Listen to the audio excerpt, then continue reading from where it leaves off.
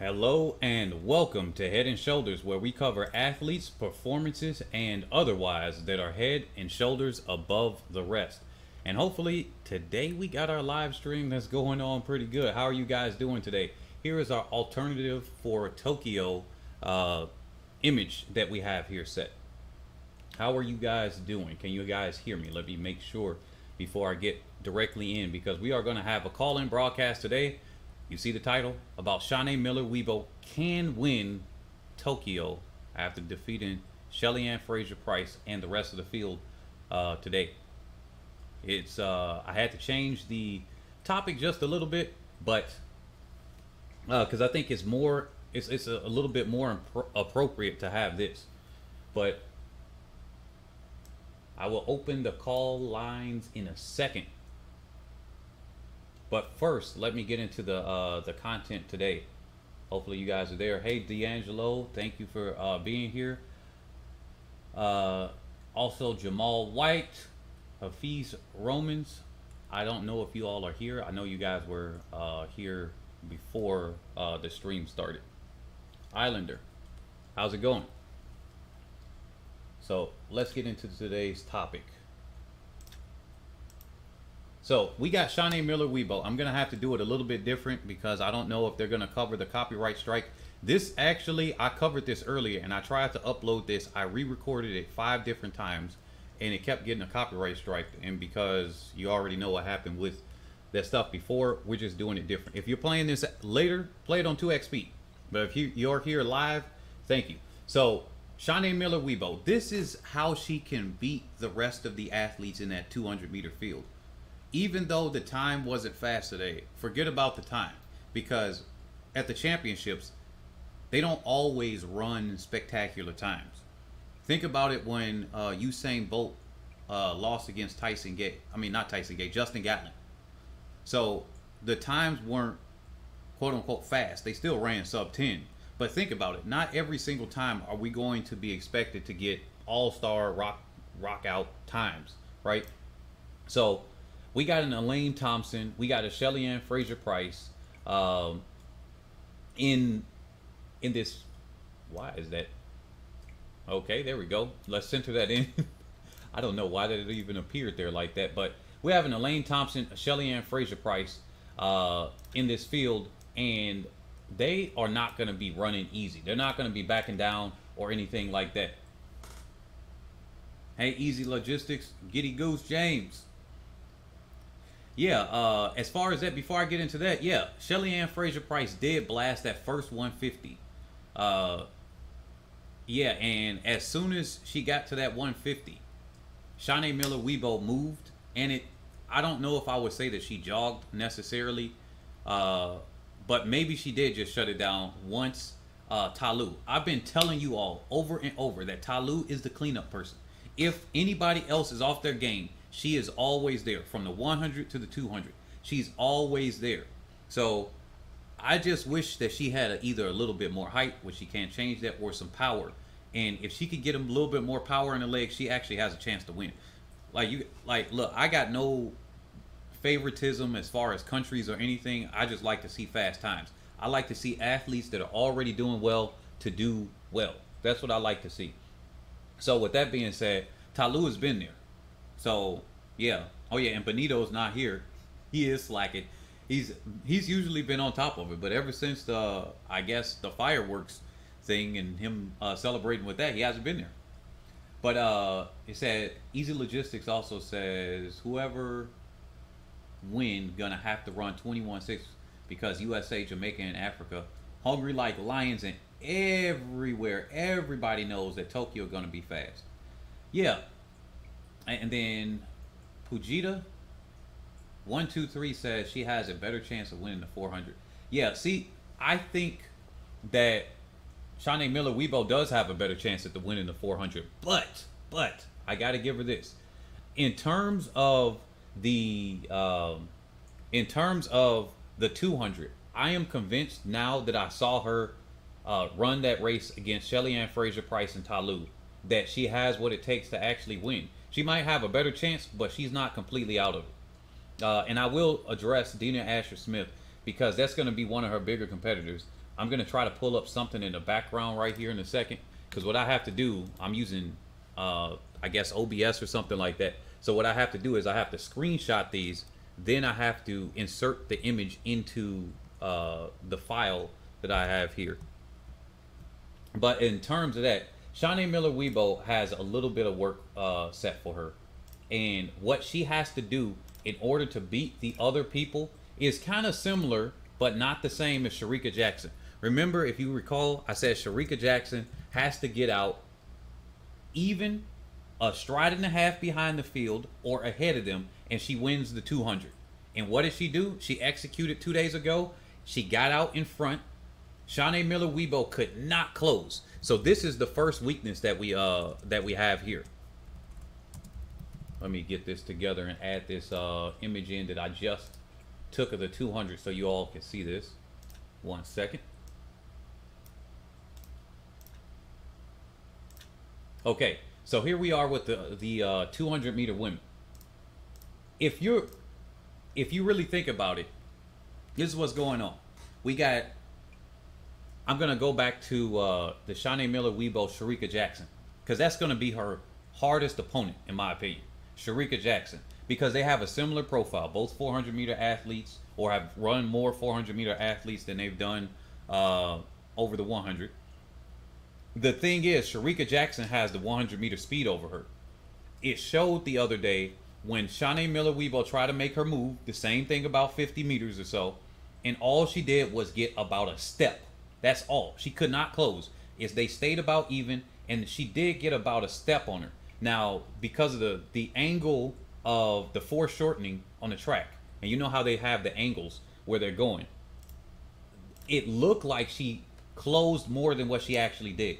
But if you slow it down and look at it, they stay about the same distance from each other. And there's like nothing happening. So that's the thing. So as far as this 200, she has to be next to, or she has to be within that range. She has to be next to or in front of Shericka Jackson. I can't even give her behind her because she didn't close on her that well. Now, I think they're all training through this, and if they're all doing different versions of training through these meets or trying to test themselves out, maybe Shericka Jackson, because she ran so many 200s and races in a row, she's actually preliming herself through the prelim, semis, and finals. So maybe that's a little bit different. But if she is running through this, talking about Shaunae Miller-Uibo here, I think the problem is going to be she needs to get in front of her or next to her. That's the only way I think she can win.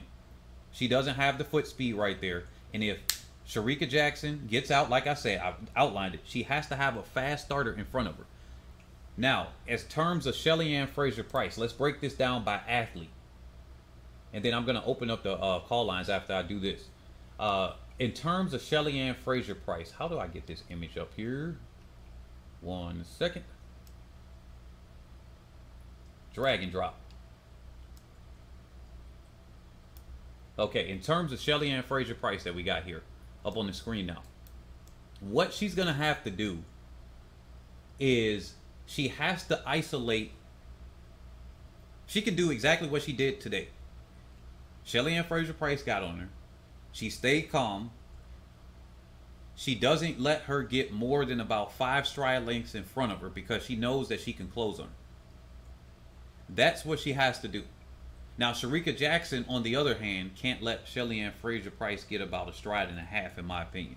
I think Shaunae Miller-Uibo, at her best, can close a little bit better than Shericka Jackson, whereas Shericka Jackson can use her front end speed, being a little bit weaker over the 400 than Shaunae Miller-Uibo, which then means she has a little bit less speed endurance over the 200 than Miller-Uibo. That's where she has this wiggle room. And I know it sounds weird that I say she got to be next to Shericka Jackson, but she can be that far behind. That's me telling that Shericka Jackson has the capability of being that far behind Shelly-Ann Fraser-Pryce. Now, when it comes down to where are we at? Elaine Thompson. Elaine Thompson kind of got a checkered past with her at the championships. But let's just say Elaine Thompson's running at her best, right? Elaine Thompson could come in. She's going to have a decent start. She's going to be able to run the bend. But let's say that she is dealing with some pains or something. That's going to express itself on the curve, on the bend. So she's going to have a decent start. And I know Elaine Thompson can also close a little bit because she's a hard finisher. You see it over the 100. So she has that over the 200 as well. And you saw that Shelly-Ann Fraser-Pryce, Sharika Jackson and Thompson Hera were closing on Shelly-Ann Fraser-Pryce slightly during the Jamaican Championships. Now, in order to combat that, she has to be, once again, I think that she has to be next to her or about a stride and a half behind her in order to beat her. But her safest bet is for her to come off that bend and she's about even with the field or ahead of the field, because she's going to be slacking off on them with the speed. And then also, she's not running the rounds. Here's the biggest advantage of Shaunae Miller-Uibo. Then I'm going to have to read the comments in a second. The biggest advantage that she's going to have here is that Shaunae Miller-Uibo, Shaunae Miller-Uibo is going to have no rounds of the 100, no rounds of the 4x1, presumably, no rounds of the 4x4, and all she has to do is worry about the 200. I really thought about it and broke it down and was like, oh shoot, if she actually has her fitness that she had earlier in the year, where she ran her 200 very early in the season, and she ran her 400, broke 50 seconds earlier in the season. If she has that actually, and she's just training through it, and she's playing possum right here, man, she's about to kill. Like, I actually have to give it to her that she's about to kill. I don't think, to address the earlier comment, I don't think that she has to run a 21.6. That's not how these championships actually, I don't think that's not how these champions work out all the time. I'm telling you. If you look through the history of the men's 200, for example, let me ask you guys a question. And then I'm going to ask you on the women's. What is the basic winning time necessary to win either an Olympics or a World Championships for most of all of the World Championships and the Olympic finals? What is the basic winning time? Is it a 20 point, like a sub 20.5 or sub 20.05? Is it a sub 19.9? Is it a 19.8, 19.6? Like, what do you guys think is the basic winning time for most of them? I actually looked at these stats for all of these and was able to find out it's up. D'Angelo's got it already. 19.8. Yep. So 19.8 is the basic time that if you get 19.8 something, and it's kind of like 19.85 really. If you get 19.8 something, you almost are guaranteed in most of those years to get a gold medal in the Olympic or the World Championship 200 meter dash. That's crazy, because people are like, yeah, Usain Bolt's doing the 19.3 the time, 19, whatever, and then saying, hey, Usain Bolt can do this. Well, if you take out Usain Bolt and that he was able to jog through and everything like that, you can look also at the people that placed. So with the women, it's the same thing. What do you guys think the basic winning time that you need to win in the women's 200? And no matter how fast the athletes were, most of the time they winded up still running this time on average at these championships. And it's so crazy when you think about it. Just like with Usain Bolt, if you look back at those times, at his slower times, he's still right around there. Yeah, 21.8. D'Angelo's got it again. So if all that's needed is a 21.8, you know how many athletes are in this field that can do a 21.8? Some will underperform. I am almost certain part of this field that we're building up right here, they're going to underperform. Some of them will overperform. Remember, everybody was thinking, Dina Asher-Smith didn't have a chance. What did she run? She ran a 21.85, if I'm not mistaken, or 21.88. So she's still in that 21.8 range. That's all that's really just needed here. Somebody can have a bad race and everything, and that happens. So just to let you guys know, just because somebody has a faster PR or something like that doesn't mean that that's going to be the guaranteed time. They're going through rounds. And so just like someone pointed out earlier, 21.66 is Elaine Thompson's PR for the 200. And then now that Shelly-Ann Fraser-Pryce is doing pretty well and actually had that strength training or speed endurance training, she's gonna be closer to being in that range. Yeah, so Fireheart said, I think it will be under 21.8, but don't expect a 21.6. Yeah, and so that's the thing. I'm not necessarily thinking that, but it could happen. But I'm just bringing that back down to earth for everybody here, because sometimes we kind of build these things up and then we get a little bit disappointed because it's like, oh wow, they didn't, they didn't perform to that, and then we're just like, oops, they didn't. I mean, it just happens sometimes. So, where is my other image here? I don't know where it is, so I'm gonna put this as the placeholder until I find it. I think I'm gonna open up the call lines right now. Oh, the last person I have to cover is Dina Asher Smith, and let me bring her image up here on the screen in a second, because Prandini has a. I know Prandini is a pretty good finisher and whatnot, but I'm not confident that we really got to worry about, and when I say we, I just mean I don't think the field has to worry about Jenna Prandini as much as people maybe think. I think that I guess this is the best image I have here. So here's Dina Asher Smith here. Let's do the profile of Dina Asher Smith. So let me read the comments first before I get into that. So Pojita123 says Gabby ran 21:61 after 3 rounds, and Fraser-Pryce 21:79 with 12 hours rest after the semis. Yeah, and then we also have to put into play that there was a time difference. I mean, yeah, a time difference. Fraser-Pryce did that in the morning, I think, and then also the heat difference between the two. Gabby had it at close to 100-degree weather, Fahrenheit, for the people that are international or that use different temperature ratings there. So she had an advantage with that. So that's what people got to come into play as well. The conditions, everything there.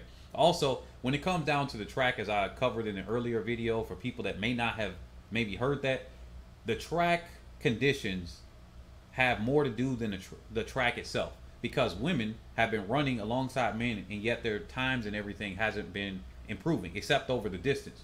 It's been the training that has improved more recently. More people have mimicked the Jamaican style of training their sprinters. Quite frankly, they've had better form. A lot of the athletes on the female side have leaned forward, put their rumps out, their booty out. Think of Lauren Williams. She was very, very strong looking athlete, yet she had her butt sticking out. And I see this at the high school level in the U.S., or I see it less likely now. But I always thought, I'm like, okay, if it works for men that way, and they always said, the coaches would say, oh, it's their hip placement. They can't, it's the way their hips are, they can't do that. And I'm like, no, because I've trained athletes, and I make sure they do it. And these athletes, some of them are flat bootied, some of them got huge booties. It really, some of them, you will have a slight lean. Shelly-Ann Fraser-Pryce has a slight, ever so slight lean forward. But when athletes actually started to train, or coaches started to train their athletes better with better form, now we're seeing an improvement to women's times. People are going to say it's the shoes, it's all of this, it's that. At the end of the day, unless we're running on asphalt compared to polyurethane or Mondo, well, we didn't go from that transition with women. We went from the men and women running on the same tracks. So with that being said, the training has just gotten better. Let's see. Yeah, there are people saying all they want to see is Shelly win. D'Angelo said that no matter the time. Tokyo Olympics will speak for itself, Jamal White says. Fireheart says that Elaine can run 21.7 after 100 and 200 meter rounds. She did this in 2016. She ran 21.66 after 200 meter rounds. So Elaine will be in the mix. Yeah, if she's on the top of her game, which it looks like she's peaking up very well with that 10.71, I think that really caught Shelly-Ann Fraser-Pryce off guard, to be honest. And now I'm starting to, if there aren't people in the crowd, no, I still can't say that gives Elaine Thompson an advantage, because Jamaican Trials didn't have people in the crowd, and she went to the final and almost didn't make the 100. So she could still let her nerves or whatever's bothering her get to her. And really, when you think about yourself from her perspective, she's in her head and she's probably killing herself in her head, saying, "Oh, I messed up the last time." She has to. Once you do it one or two times, like, once you do that one or two times, like you mess up, it's kind of hard to then get that. And I imagine that she's probably dealing with that internally. Uh, Shelly has won 200-meter championship races without breaking 22. Olympic silver in the 200. Yeah, now she's strong and has a solid shot at the 200. But I think Sharika got the tools to win this. I really do. But let me do the breakdown here about Dina Asher-Smith now. So in order for Shaunae Miller-Uibo to break Dina Asher-Smith, because Dina Asher-Smith does have that speed. She got the jets. If you really think about it, any female athlete running in a 20, I would say 21.8 low, really breaking 22 seconds is decent.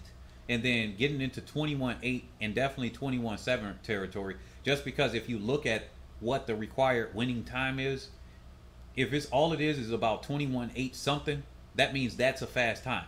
They're producing the fast times at these championships. So her being 21.88, that's on the slower end of the fast time. She improves most seasons at the end of the season. So I am confident that she is likely going to do 21.88 or faster. That's something that I'm confident with Dina Asher-Smith. She is a very, very consistent 200-meter athlete. I trust her very well over the 200. And so in order for her, if she's pushing the field to go, let's say 21.8 low, right?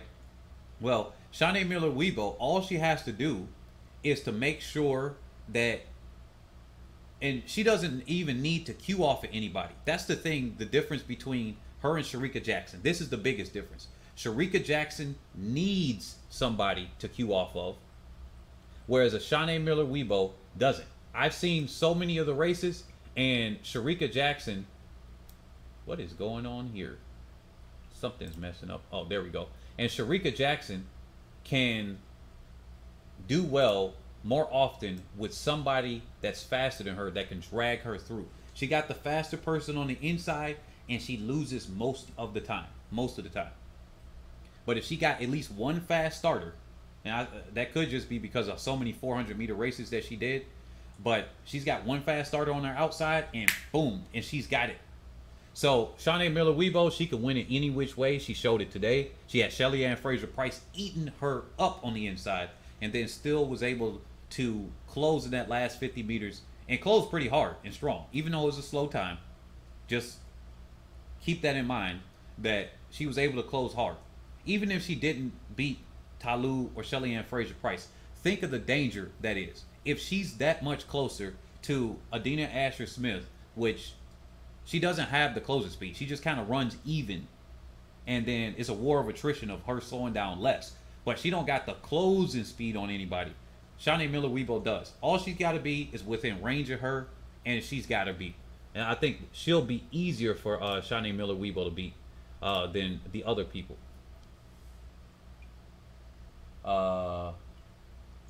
Jamal said Talu can go.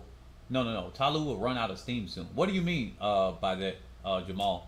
And then Fireheart said, yeah, Shelly doesn't lean as much anymore. Shelly said she used to focus more on her turnovers and her start, and now she's more focused on her technique and endurance. I find that interesting. Yeah, it's funny because I think the human anatomy and our human body, it's easier. It's so funny because sprinting is a rather new thing for humans to do. Think about a cheetah. A cheetah isn't training to get faster in a sprint. They run their max speed one time, and then they have to wait 60 days or 45 days or something, and then they can't go 60 miles an hour. They can go 32 to 35 miles an hour. That's what they can go. Now, think of that as a corollary to humans.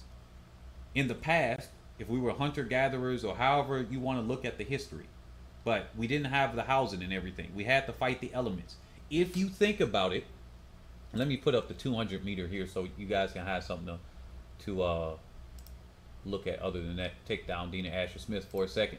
So if you guys are, if you really consider that for a second, Actually, think about what happens if you train a cheetah.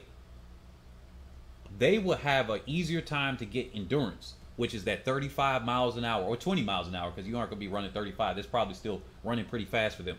But they will have an easier time to get their endurance built up, as in the slow twitch muscles, than they will have for a building up their sprint speed, because that's going to be a rather new thing for them. They've gone through centuries and centuries, thousands of years, or hundreds of thousands of years in their evolution to sprint one time and then they got to wait 60 days. But that's like humans. So that means when we work on our speed endurance, in this case, or in some of the endurance probably, we get faster. Look at Usain Bolt. He came from the 400, came down to the 100, dominated, untouchable freaking, well, when it comes down to championships. He didn't run as much as Michael Johnson. I wonder if Michael Johnson ran less, would his times have been a little bit faster? He did the American thing. He did the old track and field thing where they had to run for the money and everything. And he was undefeated over a decade over the 400 and nearly a decade over the 200. Like, he ran a whole bunch of races compared to Usain Bolt. So had you put Michael Johnson in today's environment, maybe his times would have been a little bit faster too.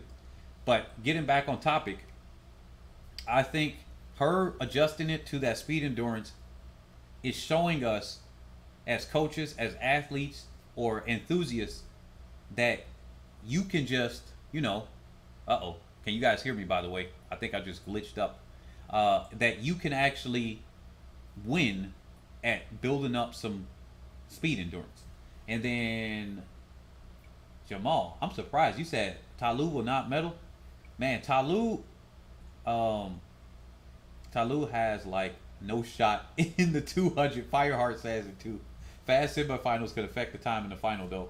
With so many fast athletes in the semis will be quick. Gold will also come down to who recovers the best. So the 200 will be interesting. Yeah, that's what I'm thinking too. There are literally so many athletes there. And that's why I said the Shericka Jackson thing is like, she has to be faster than either Talu, assuming that she makes it, or a Shelly-Ann Fraser-Pryce. She has to be on the inside of one of the fast starters. Talu's slightly slower than Shelly-Ann Fraser-Pryce when it comes to the start, but Shericka Jackson has to be on the inside. Shaunae Miller-Uibo has to focus on her own race. She can win in virtually any lane except for probably lane 1 because she's so tall. She's on the outside lane. That won't be too much of a disadvantage. She's run that really well several times before. Yeah, I think Talu can go 10-8 or 10-7-9 too. That's what D'Angelo said. King Spotlight says Shelly-Ann did exactly what she planned to do by working on the turn and cruise through the line for a tune-up race. Well, she said in her interview leading up to that she had some plans or something like that for it. So, and she seemed pretty confident that she was going to win. So, let me see if I can open up the call lines here. 1 second. Let's do this. And I'd like to thank all the people that have donated via PayPal and Cash App. Thank you, Dark Knight. I don't know for your donation. I'll put that here too. I'm not sure what your screen name is on YouTube, but thank you for that donation. I do get those notifications directly to me. So thank you for your support. Hold on. Where is the number? The call-in number. This is going to be the first time I have this, so bear with me. I am trying to do this on here. Okay, it says I see.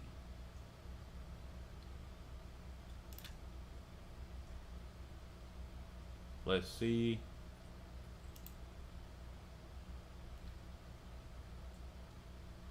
Oh, okay, that's where I could do the audio clips.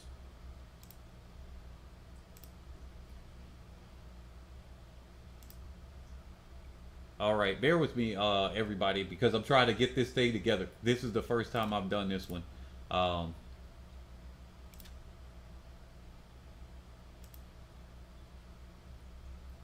oh wow! So it's telling me that I have 25 minutes left. I think it's because I started early, but I had my uh this blog talk right here for.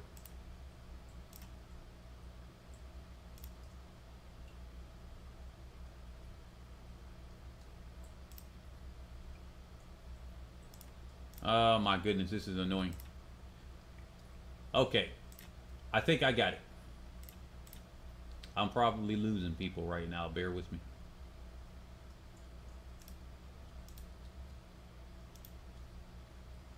Okay, here we go. Here's the call in. That's the call in number for anybody that wants to call, whether you agree or disagree with what I've said. Let's see. Shelly-Ann Fireheart said Shelly said she was going to work on stuff for phases of a race. She thought she could have done better in the 200 at the trials. Makes sense. It's funny because Shelly-Ann looks like she might ease up or something, but that's actually just her uh, potentially struggling.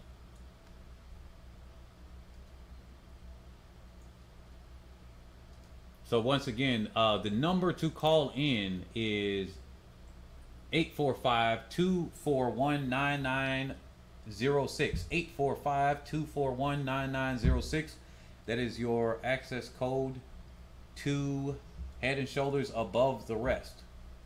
And by the way, my name is Nick. So for everybody that's there, I don't mind at least saying that.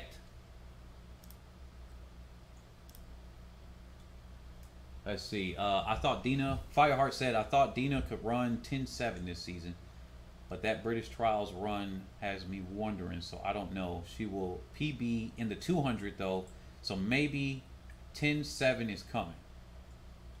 Rico Willow, you must understand with Shelly, whenever it comes closer to big championship ships, she tends to play a little possum working on some aspect of the race. I'm not worried about it.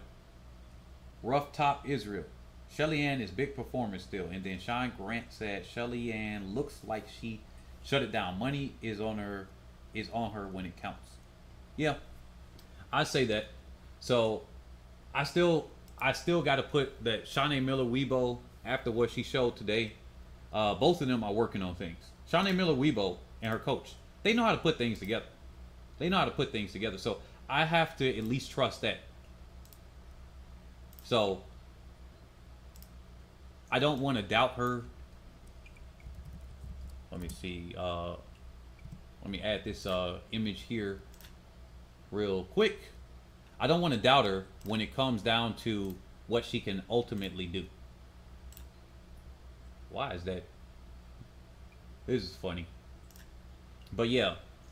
So this is her secret. Her secret is that she can close, and I think a lot of people already would assume that from a 400 meter athlete, that she can close in that last 50 meters. That she doesn't have to get out harder than the rest of the field to show that she can do it. Now, can she reproduce that over a faster time overall? That's going to be the biggest question, and that's going to be the differentiator between her and other athletes.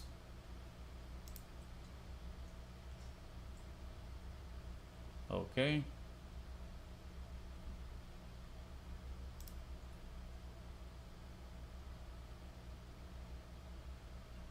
Alrighty. Let's see. Alright, looks like we will not have any callers tonight. Nobody's called in so far, so that's fine. But at least I know that it's working. And we got this thing working on here. So I'm happy about that because, man, I swear, we were having some difficulties the other day.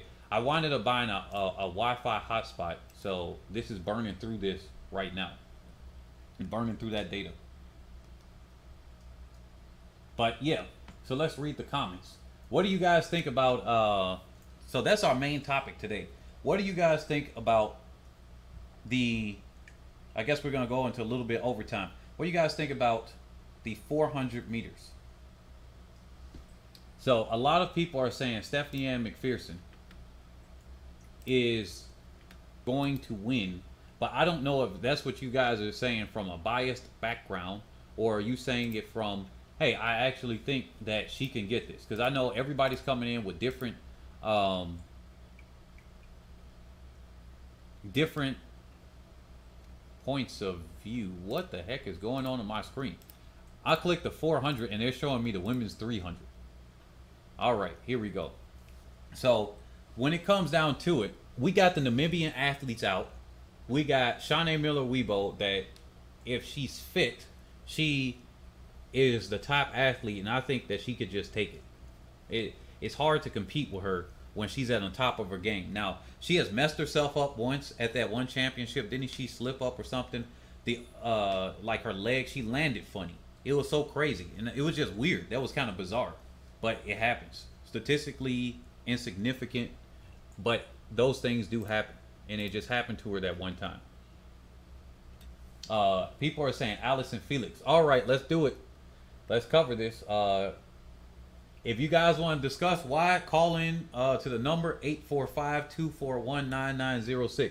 I don't really think that Allison Felix can actually get it. Now, I might cover a video about the reasons why she can actually get that. But I don't really think that she has a chance of actually getting it. So, let's see. Jamaican female on top. Says D'Angelo. Fireheart I think Stephanie looks good. This is because she's dropped 249s at her trials and at that in Hungary. Honestly, her race to lose if Shaunae isn't there. Yeah, so that's what I'm thinking too. If Shaunae Miller-Uibo is in the 400, you basically looking like, hey, it ain't gonna happen for you. That's my opinion. It's not gonna happen for her because I don't think she got a prayer in the world when Shaunae Miller-Uibo has the experience of running what she did in Doha. It says, can you imagine Jamaica winning gold in the 100, 200, 400, 800? The 800. Oh yeah, that's the one that. Oh my goodness, I'm gonna hold my full thoughts on the 800, but I still think Athing Mo is a stronger favorite than any other athlete in the 800. Uh-oh, it's saying no data. That's not good. Can you guys hear me?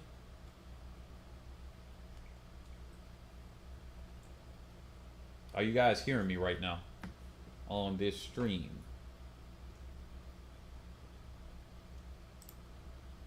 Okay. It says as such viewers will be getting buffering. Are you guys buffering or no?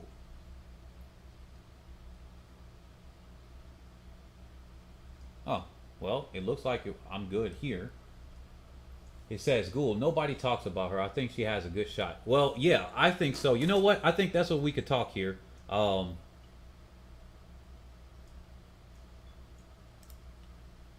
going to do the 800. Give me a second to screenshot that. I'm going to do part of the 800 here, and then I might just cut out this clip to make it a separate video for the people that just look specifically for that.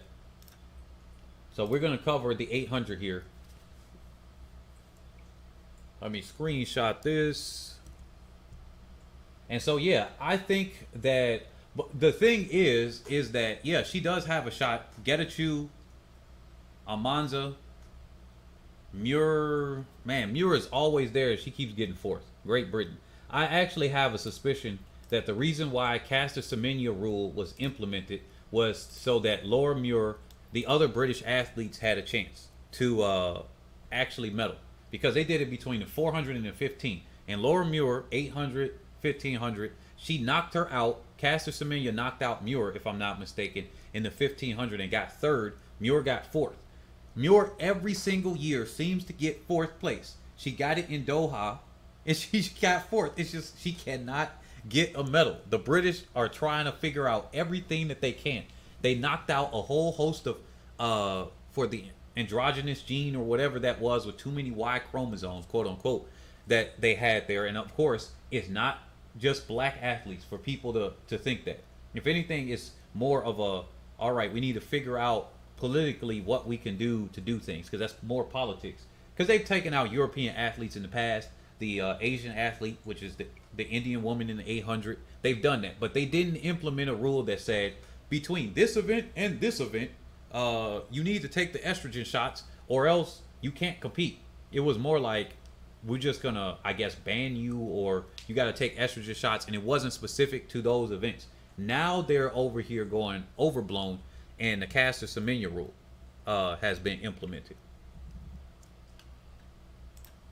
So what do you all think about that one? Let me see.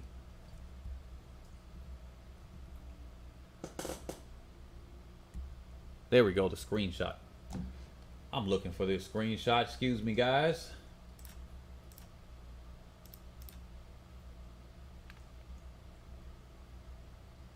All right. So let me drag this here. And boom. So this is the list that we're looking at the in the 800.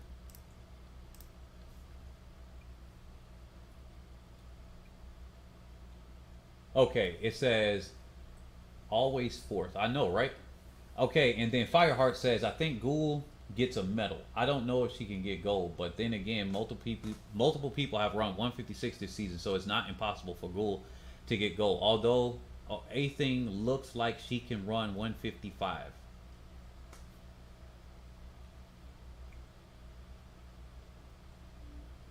$1 million subscribers without any videos challenge. All right. You have 2 minutes to call into the number or you will be banned.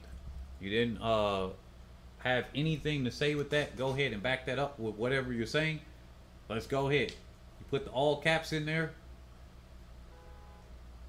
Let's have you call in. You got 2 minutes. But aside from that, yeah, this is the field of what we're looking at right here in the women's 800. Let me go over this before that. So we got Athing Mu 156.07. Remember, you guys got to recall that Athing Mu slipped up during the final round of the qualifying. Because if you look on the all-times list here, Athing Mu is number 30 on that list. And Ajay Wilson was number 20. The 155.61, that's the American record. So a 155.61 compared to a 156.07. And she was closing hard. She tripped up and she went behind the field. Now, she did cut in a little bit too early with that. And so that was really just her fault. I'm surprised that, I mean, the other athlete could have contested and got her DQ'd. But then at the same time, did she realistically have a chance to qualify? And if you look at her times, no, but anything could have happened. Not if Athing Mu was at the front. But technically, if an athlete wanted to contest that, and if, I don't know, behind the scenes politics allowed it, Athing Mu could have been disqualified. She cut in too early. I saw that as a clear violation. You got to have a stride and a half on the other athlete. But with that being said, she was most likely going to get that 155.61. Now, some athletes think that because she looks so easy that she has a chance to get the world record. She doesn't even have the world youth record right now. She has the under 20 American record. That shows you how hard 3 seconds or and change is to get in there. So we talking about a world record because she just looks so easy. There are tons of athletes that look very easy as well when they're running, but then at the same time they're in a lot of pain. That's an intimidation factor for people that aren't used to that, though. Because if she can appear easy to everybody else, well, that's all that really matters. Okay, I cannot find Athing Mu here. And I had her saved in here. There we go. Let's bring Athing Mu on the screen. Because people are thinking Athing Mu is very, very smooth, nice and easy and everything. But in her head and in her body, she probably is, you know, trying hard. What do you guys think there?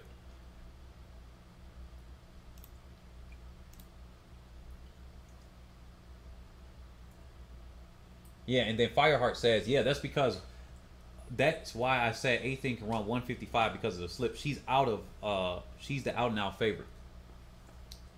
Peterson, Nerole Peterson said definitely want gold medal and thinks she can. However, I think Mo can actually go 154 if it's a really competitive race. Do you guys think, Fireheart said, do you guys think that Athing is better at the 400 or 200? 400 definitely. 400 or 800. I think that she is, she's got both of them. I don't know what's better. In my opinion, and this is probably some controversial thing, but I actually think that a decent amount of women's events are actually, they should be faster. They should be faster. And I'm confused at why they weren't. But then when I look back at some of the training of what some of the coaches were, the women were not treated as like, hey, y'all could go out there and compete. There are middle distance athletes and distance athletes in Ethiopia and Kenya. They had to fight. They had to actually fight for their ability to go out there and train. And they just got it recently within the last 2 Olympics, if I'm not mistaken.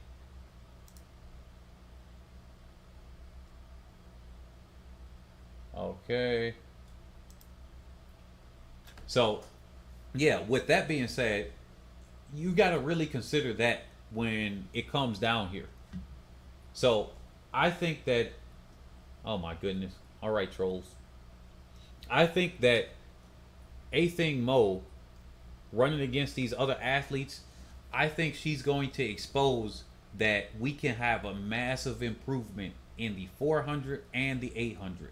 I think that she has the ability to push that bounds, and the Namibian athletes. And I really think the Namibian athlete, because that woman, she ran and had horrible form and was just like, wow, she looks like she's a freaking high schooler still, and ran that fast. Now, who knows what happens when she keeps developing over the next few years. But with both of these athletes, I think that world record in the 400 can be taken by either Athing Mo, the Namibian athletes. I think those are the most likely contenders. That's what I think with that. If it comes down to who's better, that's going to be hard to say between both of those. World ranking list, I think. Yeah, actually, let's do it like this. What is she higher ranked in? Let me bring up the ranking list for both of them and put it on the screen. Because she's ranked number 30 in the 800. But then where is she ranked in the 400? And I'm loading it up right now. Let me do Control F and just look for this. She's ranked number 42. So as far as the ranking, oh my goodness, do you guys hear the argument that's going on in the background? Some woman is mentally warped right now, and she's trying to embarrass a guy at the hotel. I hate when these people get into arguments, and it's mainly just the woman trying to embarrass the dude so they can get people to get attention, when they can just settle it like mature adults and argue in their own space. But Athing Mo is ranked number 42, so she's out and out better at the 800 than she is at the 400. I think she just looked better at either one of them because she's running NCAA. But if you get her next to a Shaunae Miller-Uibo, you get her next to the Namibian athletes, and I wonder what would happen. I wonder what would happen if she did that. That's what I just wonder there. But yeah, let me move on a little bit more because I got on Athing Mo for a little bit of time. Let's talk about McPherson. Let's talk about, actually, let's go down the list. Let's talk about Rosemary. I don't think a lot of attention is given to Rosemary either, which is why I said I'm going to do a dedicated video to these athletes, because she's from Cuba, and of course people are going to ignore her because she's not from, you know, the mainstream athletics locations at all. Like, it's not in the US, it's not anything like that. So she's not going to get that attention that I believe that she deserves to get, as far as, are you going to be like, hey, where are we looking for an athlete? Oh, not in Cuba. That's not going to happen. So when it comes here, Rosemary, if you look at her progression of what she's done in the 800. She's gone from a 203 back in 2009, and she's kind of hovered around this performance. Her PR was set in 2015, that 157.70. Then she finally broke through, and this was just very recently too. She finally broke through and ran a 156.28. I think because she did this in Stockholm on the 4th of July, I think she's ready and willing to go 155. I don't know how competitive the race will be, because you know what happens in these distance races and mid-distance races. I think that the 800 is more like a sprint. A lot of times the athletes will sit and look at each other, and I'm just like, man, that will happen in the 400. I guarantee it. If the 400 was a cut-in stagger after, if you immediately cut in with the 400 at the start of the race, it would be the same. Because look at the indoor. Oh, wait a minute. Where's my data at? What the heck is going on? So yeah, if you look at the, I gotta refresh my hotspot. Yeah, if you look at the indoor 400, what happens is we get an athlete that goes out into the lead, and then they kind of slow down. It's just like it's a race to get into the lead, and then they can bully everybody else in the 400. You guys get what I'm saying? So the same thing happens here in the 800. It's like sometimes they just go to the lead, then they control the race. Nobody else wants to push or anything. And sometimes you get a lot of the big names and the big dogs, and they look at each other. Sometimes it's a world record, sometimes it's not. A lot of the world records in the 800, men and women, have been set at the Olympics, actually. So this would be a perfect time for this to be set up, because you got athletes there, but they're 3 seconds out. I give them 155 for that. Let me go over to that. I think she's gonna have to take the lead and hope that A-Thing Mo doesn't outkick her. That's what I would say, because A-Thing Mo is the fastest in the field over the 400. That gives her a massive advantage. Let's talk about Natoya Gould. And let me bring her up on the screen. 1 second here.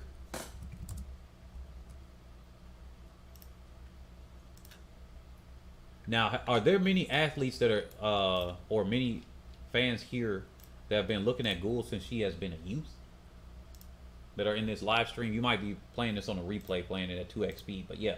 So when it comes here, I guess people don't like this topic. We over here, we lost a couple of people talking about the mid distance, but when it comes down to this, when it comes to the 800, I think Gould is in an excellent position. Same thing with Rosemary. They're in an excellent position to steal that gold. I think the out and out favorite, just clear as day, is A-Thing Mo. Does she have the fitness to last through the collegiate season? Would that have destroyed her? Would that have taken away from her ability to take that W? Rough Top Israel said Cubans always have good athletes. Yeah. Let's see. Okay, let me read the comments here.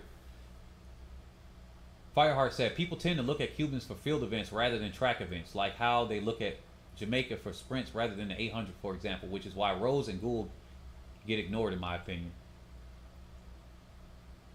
Nerol said also want Amon's in the medal. She has to be more consistent, though. Yeah, that's true.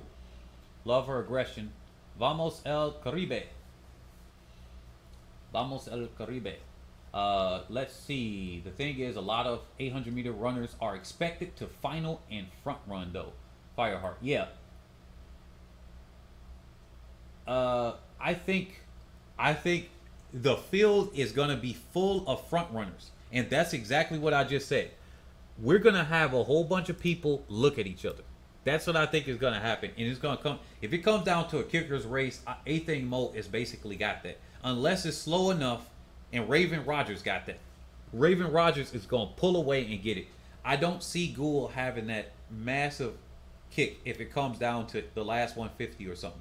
She's going to have to make that move on that back straightaway and she's gonna have to come up at about 250 at the very latest and start a move. If it's a slow first lap, I would say 300, but 250 at the latest for her. I don't have the confidence that she has the ability to outkick Athing Mo or Raven Rogers. And we know that Raven Rogers, looking back in the past, because she's done it before in the 800, although she didn't she lose to the Ugandan athlete that's competing here, but she's not in the best shape. But the Ugandan athletes weren't in the best shape either, and then they came to the championships, and then we saw what happened. So anything can happen in this 800. And when we get a whole bunch of front runners there, I was a front runner myself, and I can tell you that is really weird. I've run faster than I needed to just so I could be in the front. Now, that was me being unrefined and the coaches not doing it. I basically had to coach myself. But I can tell you from the ability, I don't feel comfortable unless I'm literally in the lead. So I can see that happening in the 800 with so many people. Whatnot. D'Angelo said, read the comments above where you started. Okay, the Akani Simbine with the 100. What the? Okay, how does Akani Simbine win the 100? I'm like, wait a minute, what? Where are we getting the 100 from? So anyway, let me stick on topic. It said, Fireheart said, nah, Gould doesn't have a kick like that. She has to separate earlier. Yeah, she has to. She has to. Let me see here. So I think Gould has a chance. She actually got a realistic chance to win the 800. Like Mo, just like looking at what's her name in the 400 hurdles. She didn't win in 2019. She also didn't do anything in Rio. So I mean, she got it out. She got knocked out the semifinals. Why am I forgetting her name? Sydney McLaughlin. So sometimes we get a young person that's there, and a lot of times these young people actually don't win. The chances of somebody being 18, 19 winning in any of these events is slim to none, and Slim just died most of the time. But it looks a little bit different this year because she's actually basically leading the pack of everybody else. And she tripped. And she looks easy. And she's had a much faster 400 meter time. So this is one of those years where I would have liked to see her double in the 4 and the 8 to see what she could have done. To see if she could have gotten that magical 4-8 double like in the past. Let me take these off the screen. But those are the athletes I wanted to cover there. Let's see if we can go to a different event because I got a video dedicated to them. Like Jamaica has better coaches in high school. Huh? D'Angelo said, right, U.S. high school coaches are the worst. Worse than the Jamaican coaches. Fireheart said, I think Faith shocked Hassan. I think that Hassan did something surprising the first time, and that, yeah, we can go over to that as far as the distance races and whatnot. I know a lot of... Let me do something here before I lose the viewers, because I know I'm about to lose some viewers right now. Before you guys go, especially if you are in Jamaica, there is something, and I'm going to do a dedicated video to this, but Jamaica is not good in distance. There's something that Jamaica can learn from the United States when it comes to distance runners. I think this is a black thing when it comes to the Western Hemisphere. I even see this within Nigeria. They'll literally say that you suck, that you're slow. Like the emphasis is on, hey, you got to run fast and all of this stuff, right? You can be good in soccer or football, as it's called everywhere else outside the U.S. and on most places. You could be good in those things, which really that's an 800-meter athlete. A soccer player is essentially an 800-meter athlete. A lot of those soccer players make great 800-meter athletes in high school if you catch them early enough. But I think that it's kind of like a black thing to say, hey, forget about the distance events. I've seen this. I've seen it in Jamaica. I've seen it in the U.S. I see the coaches and how they respond to athletes. I heard it on the announcers with every championship that goes by in Jamaica. not only are the announcers not separating themselves to act like a professional. Now, if I'm announcing an event, for example, I'm not about to. It's a little bit different. I'm on YouTube. I'm gonna be a little bit more abrasive. I'm gonna let my abrasive personality there. Just in case, just like if somebody calls in, I'm gonna say, hey, you're smoking a crack pipe. You're doing all of this stuff. You're acting like an idiot. If you're sitting in front of me, because I have to then control the audience, I got to be a little bit probably more entertaining and whatnot. That's a little bit different because we're here. But when it comes to you sitting in front of me, yeah, I'm abrasive, but I don't have to be getting my point across as strongly because we can actually see the nonverbal communication that's happening. But when it comes to the announcers, they're literally laughing at the 1500-meter runners. And I'm looking at the 1500-meter time saying, well, they aren't quote unquote fast compared to the rest of the world. One or two of them, they will have to run out of their ass in order to get the Olympic standard, the A standard at least. The B standard, I think they will have. But they're laughing. What does that do to the mind of the young person that's listening to these races? What if they watched everything? Because my friend, he's a sprinter, but he watched the entire Olympics. He's watching freaking jousting and all types of stuff. What happens when somebody like that is listening, a younger version of you, and you're listening and you hear somebody laughing at somebody else? That's what black people do a lot. We do this a lot, and you don't necessarily understand it. I was a distance runner. I still am. I can hear the butt of the jokes when people are saying this person's slow. I was one of the fastest sprinters on my team when we came in freshman year. Hopefully I could get my buddy on the line with that to confirm that. I don't want to just be talking. But I decided, hey, that's too short. It's too easy to me or whatever like that. And then I said, I want to do distance. If I had hindsight, I would never do that. I would never go to the distance runner. With all the training, how tough it is mentally, how much concentration you need to have for the miles and everything, that's tough. But you get a coach that says, you suck because you're in this.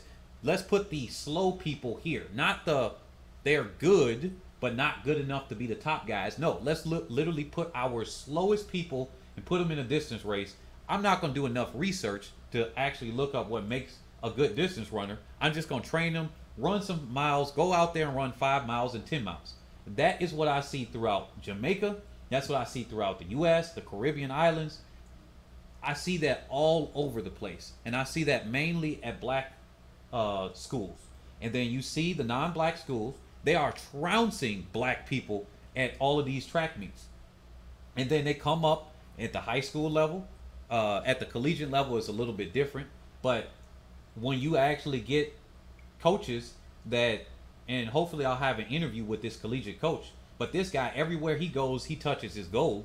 When he actually had a program in the Chicago area, you see these black athletes and they're over there topping everybody else because you had somebody that cared about training the athletes. Not, oh, it's just a joke. Oh, you're just a slow guy that's running there. No, it's just like you're fast in your own way. You're different. That's what I'm looking. Let me read some of the comments here.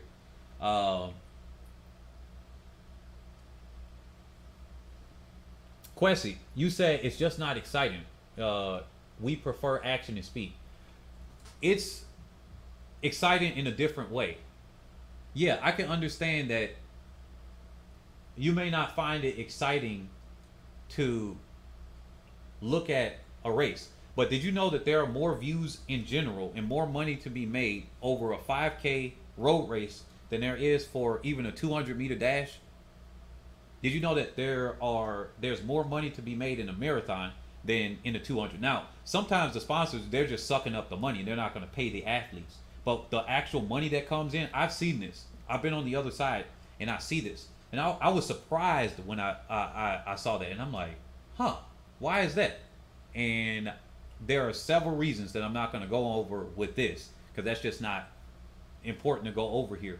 But there's a lot more money and views to be had that people are surprised. Even some of the British announcers were like, oh, maybe nobody's watching the marathon. They'd be surprised on how many people actually do that. Whether they're watching it for, wow, these people are amazing. They might not understand it the way that you can understand a sprint. You think you understand a sprint. Then you see the average person try to sprint or run, and then they look like they're disabled. Like, it's kind of funny to see a regular person, just an average everyday person, try to even run or jog. But yeah, it's exciting in a different way. Me personally, it's like a boxing match.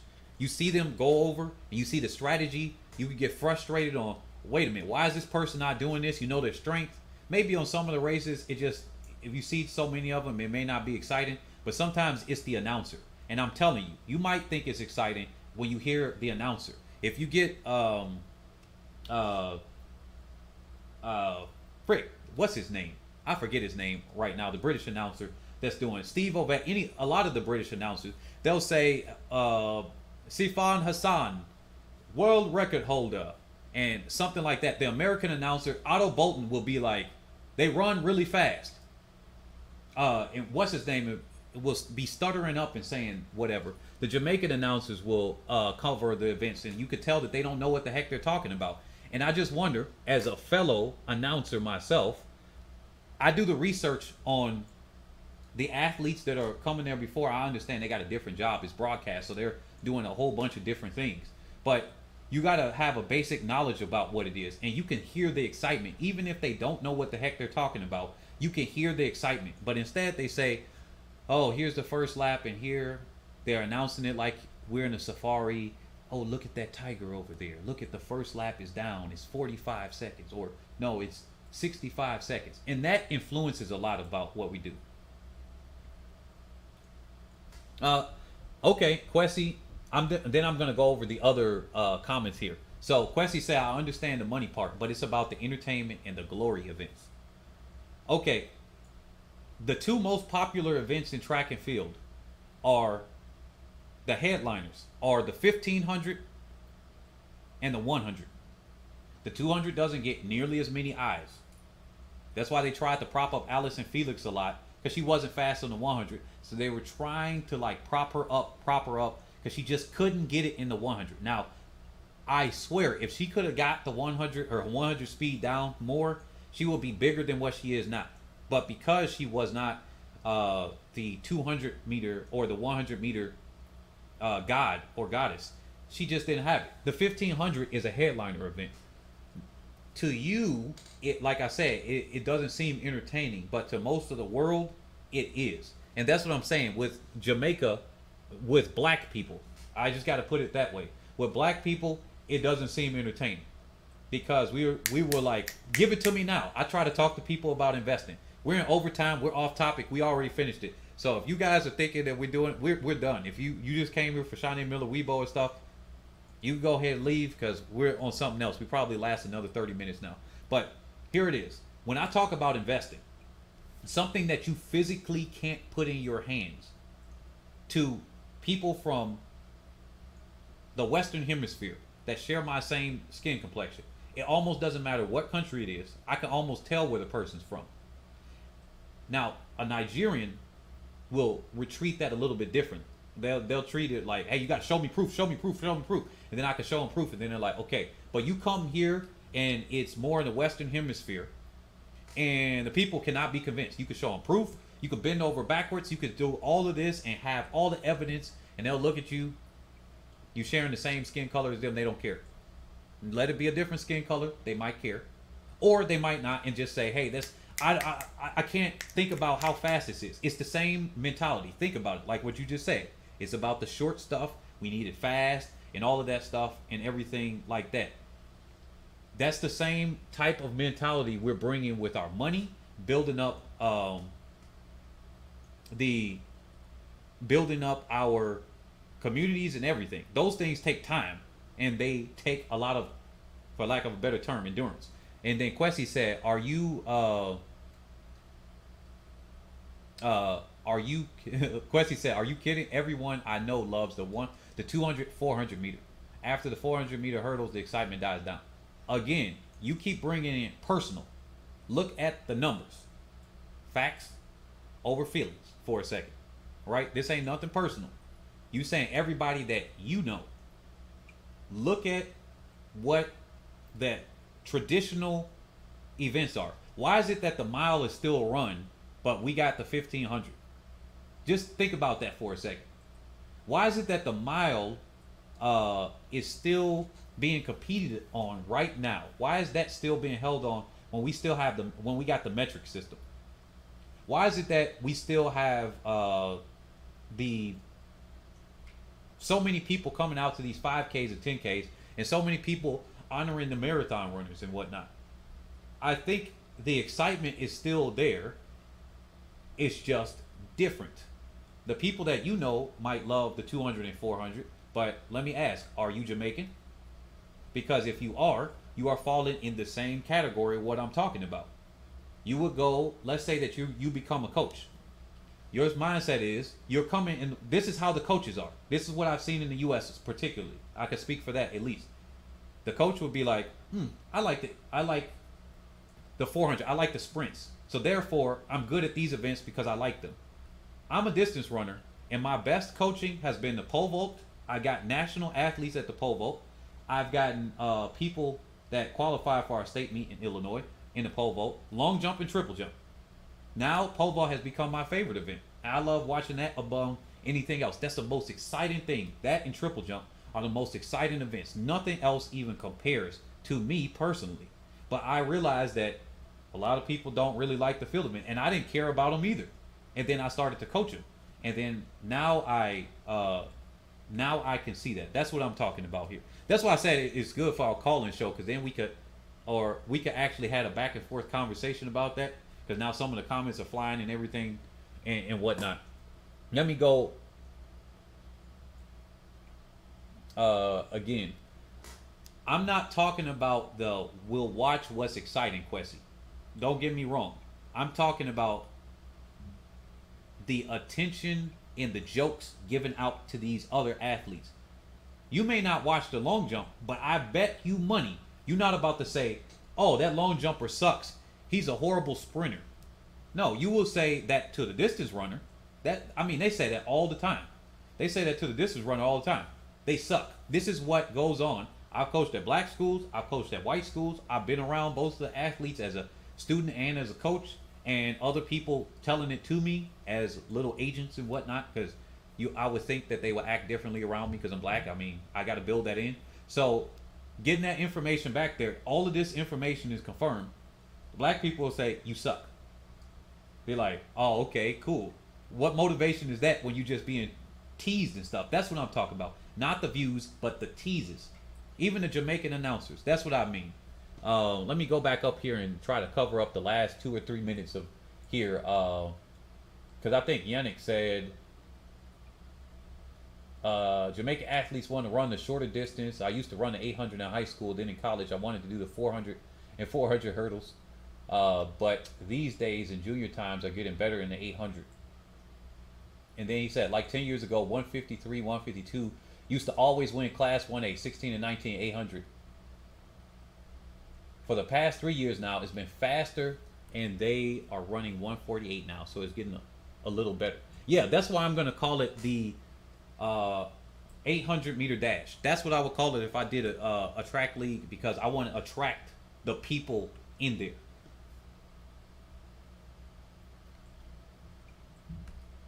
Let me see here. Let me try to go up similar. Fireheart said, I wish more Jamaicans went to long jump. Everyone in Jamaica wants to sprint. I wish the sprinters would become long jumpers. You know what? That would be actually a good thing. Carl Lewis, when he started to slow down, he went vegan. He went to Dr. Greger. Not Dr. Greger, Dr. McDougall. There's something for everybody to look into. He wanted to figure out how to slow himself down from... Oh, let me change the background here too. Since we are in overtime, there's no point in me having that one up.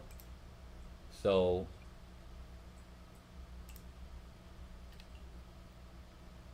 let me go to the alternate cover here. But yeah, so when it comes down to it, he wanted to figure out how to slow himself down from slowing down. And then what did he do? He went over and he decided to get the McDougall diet, which is a whole food plant-based diet, basically starchy foods. Everything that they say carbs is not good for you and all of that good stuff. And scientifically, that is a lie. So he found out how to keep his speed, and then he went over to the long jump. And I think a lot of Jamaicans could actually learn from that, because I think if Jamaica has such dominance over the sprints, you would think that the same raw power and the speed that an athlete has can carry over to the jumps. And I think that's where a lot of people need to do in Jamaica. I agree with you. So it said he also said the more Jamaicans are starting to care about the 800. There was a lot of hype over that event at the champs, at the high school championships for the last few years. Uh, Before they were looking weak in the long jump for a while. Let me try to catch up. Okay, Ashanti said, I like how Sonya Richards Ross commentates. Yeah, you know what? I actually like her more than Jenny. Darn it, Jenny from Great Britain. I was like, when I heard Sonya Richards Ross, it hurt. It took me off guard for a second. The first time I saw or I heard her commentate, and I was like, wait a minute. I think I recognized his voice, but I didn't. And then I actually had to look up or hear them say that, and I was like, oh, that's what she sounds like. I thought she sounded different when I heard her, and she actually some announcers sound annoying. I'll put it that way. Some announcers sound annoying. The same issue with the field events, said the Francos or Francois, the Francois. The same issues with the field events. I'm sure black people have more than Keshawn Wolcott, Julius Yago, etc. Yeah, some of that can happen in the field events. It's a little bit different with that. It's more like people just don't do it versus them negatively talking about the whole thing. Let me see. They said something about the 4x4 or blessing.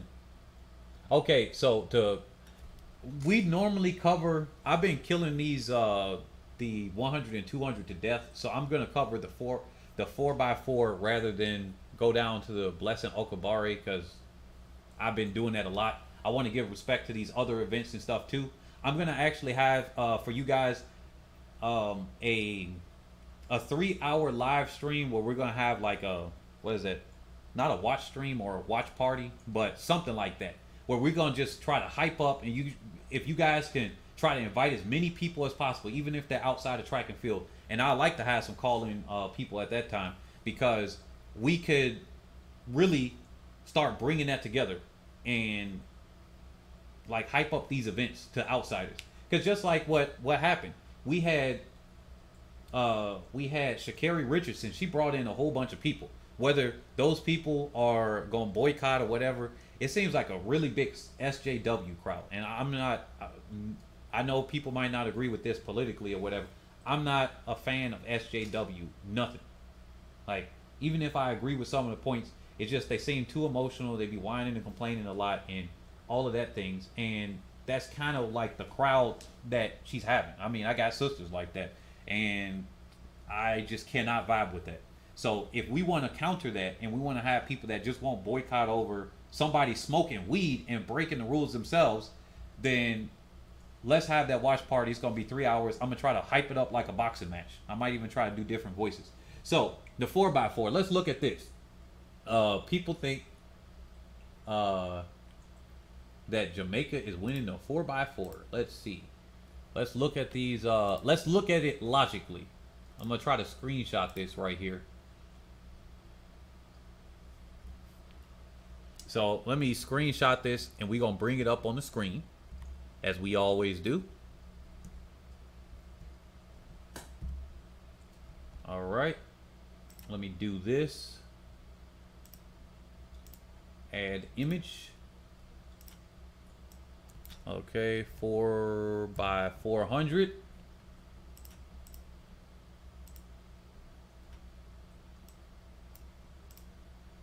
All right. So you guys should be looking at the 400 meter list right here. So this is going to be a very interesting 400 right here. You know why? Because we got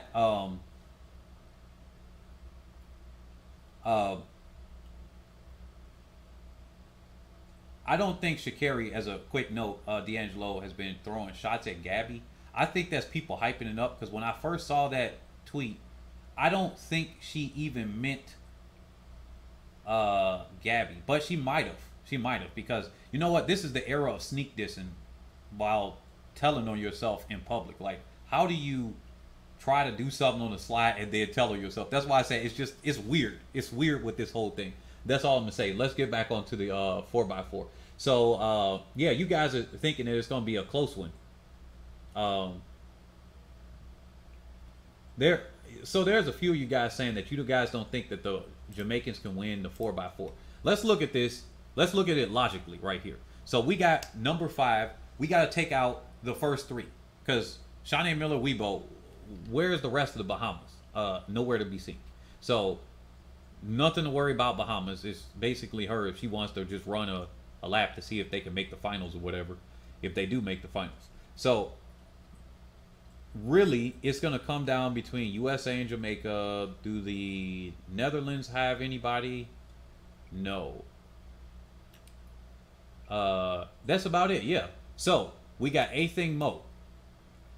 Do you all think that A-Thing Mo has a chance of being on the 4x4? Because if A-Thing Mo has a chance after running the 800, this would be very interesting to have an 800-meter athlete. They used to do this in the past, but you really don't see that many. Oh yeah, everybody click the like button. Thank you, Israel, for reminding me. Definitely click the like button, everybody, and share this stream because we are in overtime. Obviously, they're coming in the tail end, so they think we're still talking about Shaunae Miller-Uibo and didn't realize we just went over 5 different topics here. So definitely hit the like button and share this stream with people. But yeah, do you all think that A-Thing Mo is going to actually be able to dominate or dominate good enough and that they're going to select her for the 4x4 team? Because if not, then we got to take her out. And that means the leading time would be McPherson for Jamaica. Then we got 2 athletes in between squeezed in.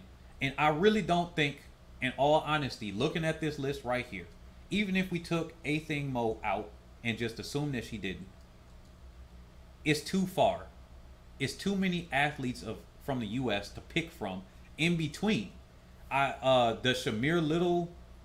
I wonder if Shamir Little, do they pick her, even though she didn't make any events because her 400 is there? Well, she's not in a pool. She didn't make any events, so I don't know. Shamir Little's out, so that evens us out a little bit. Hayes is there. Allison Felix is there. Jonathas, which I don't think she could break 50 on that leg like what happened the last time. I don't really look at her like that. Kendall Ellis is there. Lena Irby, did she make the final? What happened to her? Did she make the final? I have to look at this really quick to see if that she's... Yeah, I think Lena Irby did make the final. Yep, she got 7th. She's a potential pool, I guess. Unlikely. But she's a potential pool to pull from. Let me look at the comments here. It said they need to put Mo on the relay. She split 48-8, did she not? Yeah, she did, actually. She did that without having to run the 800, though. But to be fair, she did that NCAAs when they had not that much rest time and everything, too. So it's going to be more rest time in between these. Don't forget Sharika on the 400. Oh, yeah, I forgot. It depends on what shape she is in the 400. That's the thing. You know what? Once I actually think about that, we got Sydney McLaughlin and we got Dalilah Muhammad. I mean, they ran the last time, and they ran the fastest legs of that. So, I mean, the U.S. basically got... the U.S. got almost an unlimited supply of athletes that they could put up there. But Jamaica does not. I mean, you got to have the same 4 athletes that are going to be doing other events. Well, all the athletes. Almost everybody on that 4x4 is going to be doing other events, really. Except for the freaking alt legs and whatnot for these. So, this is very interesting because Stephanie-Ann McPherson could do some damage, especially if she comes by and she's won the Open 400. That might actually do something. She doesn't even have to win the Open 4 because sometimes a 3rd place finisher does the best leg out of everybody. That's happened several times. Sonya Richards-Ross can attest to. She didn't do well in the Open, and then she came back and did a fantastic leg for Team USA. So that happens several times. So whatever happens with Stephanie-Ann McPherson in the open 400, I don't think that has anything to do with her on this leg. But something tells me, I don't know if I would use her as the start. I would use McLeod. If I were the Jamaican coach, I would use McLeod as my first leg. I would either use McPherson as my third or my anchor.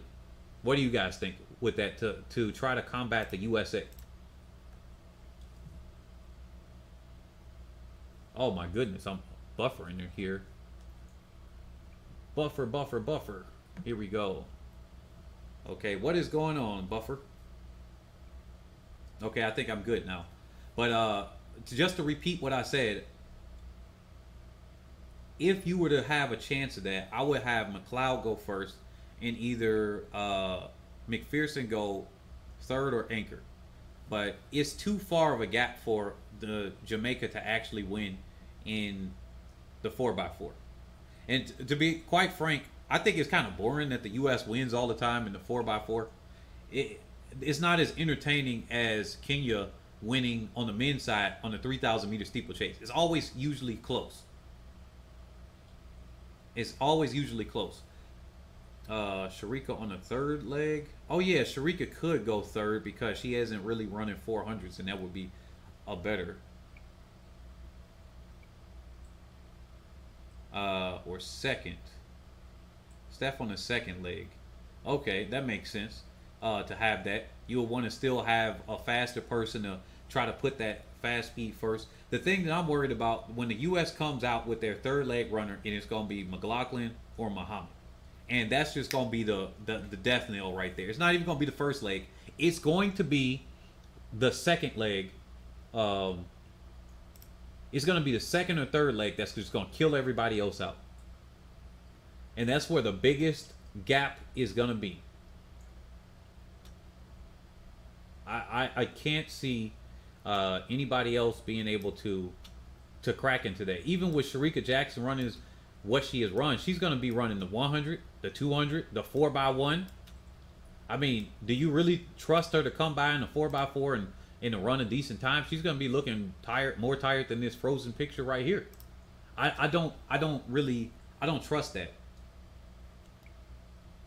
Oh yeah, our views went down real quick after we got up to there. It's like we hit 63 or 64 views, and then I started buffering. So unfortunately, I just lost some of those folks from there. But thanks, guys. If you're just joining us, smash the like.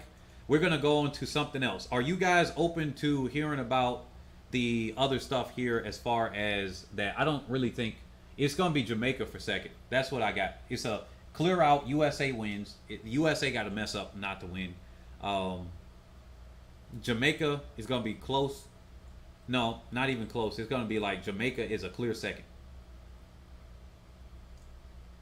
Well, yeah, I can see that Sharika doing that, but is she in that type of fitness right now?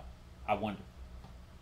So, she's going to be running way too much under her legs. It's just what your body can realistically do, and then you're running against other world-class athletes. Yeah, she's probably going to run decent, but can she run good enough to make sure that Jamaica's competing against the U.S.? I don't think so. I wouldn't even run her first leg. Or you could run her first leg and just hope that you're close enough in contact to do something. It just really depends. But with that being said, I think I'm going to go over to the finance part.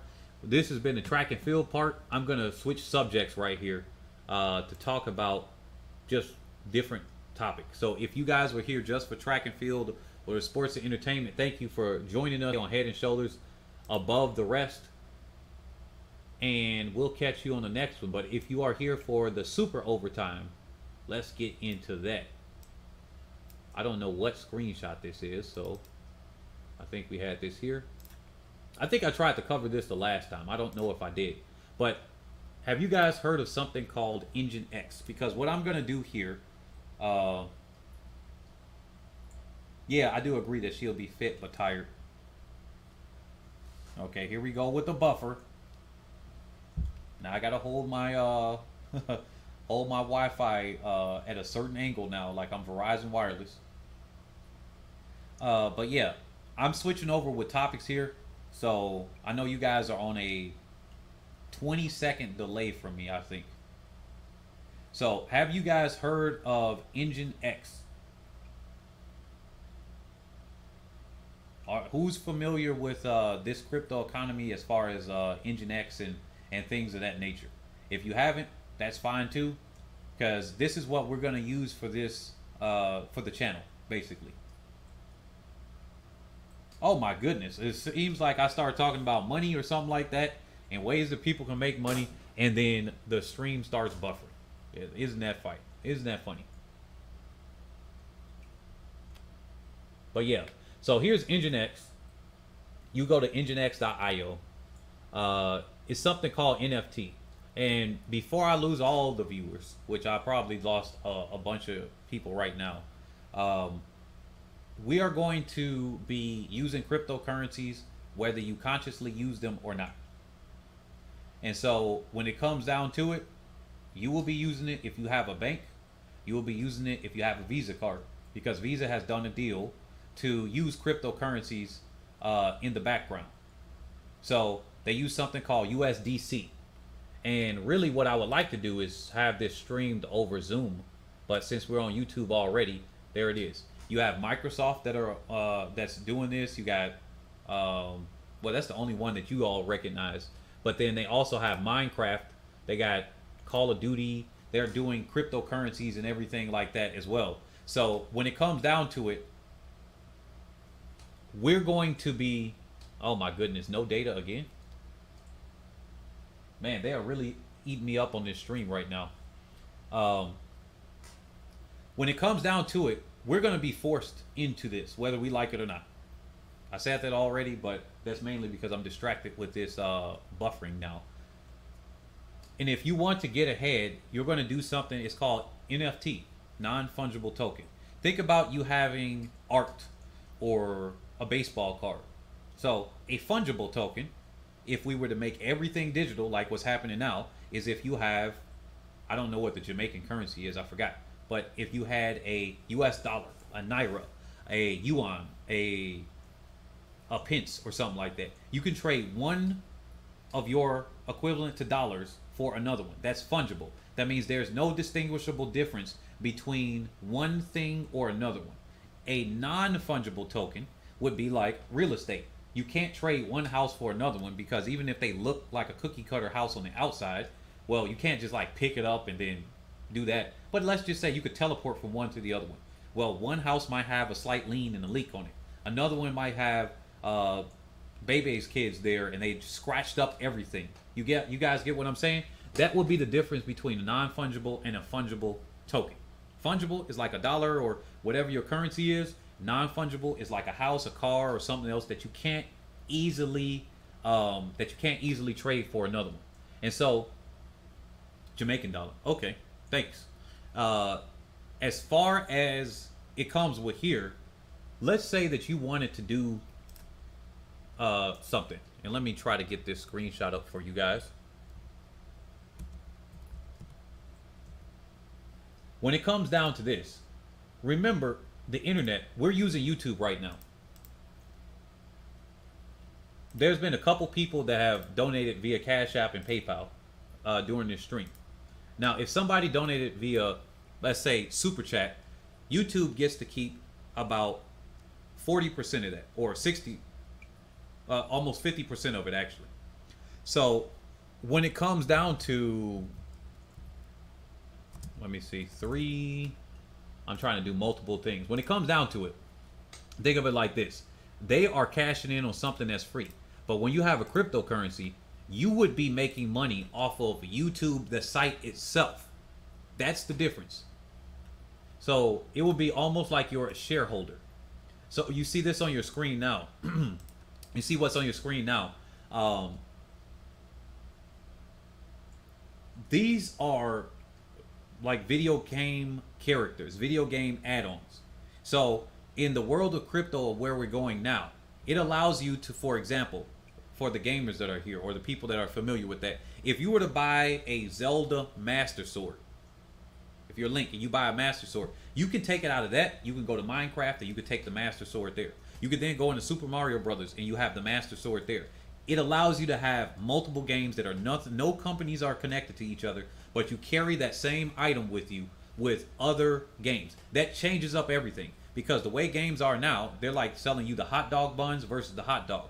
They'll give you 6 hot dog buns and then sell you 8 hot dogs so that you can buy more. You'll say, hey, this is a free-to-play game, but for some reason I do the microtransaction thingy and I bought this many gold coins in the game. But then, like, you buy 50 gold coins, but you need 35 to play around. So now you got a difference of 15. So now you got to buy another pack of 50, so you get 100, and then you still got a difference of 10, even though you use that. You got to buy more and more, or you have it left over. What if you didn't like the game and you bought 35, you got 15 gold coins left over? Well, you can't take it out. With cryptocurrencies, you could take that difference out and you could change your money over to a different game. That is a game changer. If you could figure out how to make money out of that, which is what these are, what I'm showing you on the screen right there, that will make you rich. Because think about all the millions and billions of dollars that are left in these games. That the billions of dollars that Starbucks has. Is people that leave billions of dollars in the Starbucks so much now that they can actually be a bank themselves. That's what they came out with their statement already. And then Kwesi said, this is so scary to me, being forced into a crypto world. Yeah, they're forcing people to go digital. While people are being entertained here, right? And I don't mean that in a negative way, but while people are being entertained with politics, sports, and things of that, these people are doing their politics in the background to force people into digital. Back in 2018, they said they wanted to, the Federal Reserve said, literally on a press statement, that they want to have the United States on a digital dollar between 2021 and 2023. And they said they will have a major event that will cause them to do it. And I remember at the same hour that they said, I put a screenshot of that and the video and where they gave the press release and said, I wouldn't be surprised if we have some war or some disease that forces people to be afraid of using a physical thing. And here we go with the quote-unquote pandemic, which they just threw out to with the Olympic protests. The protesters were starting to catch wave, and then there you go. Now, when it comes down here, let me show you how to try to use this a little more. Maybe I need to share my screen. So what I'm going to do is, I think I'm going to share the screen now. So let me change my source here a little bit. And I'm going to do browser screen capture because I want to show you guys in real time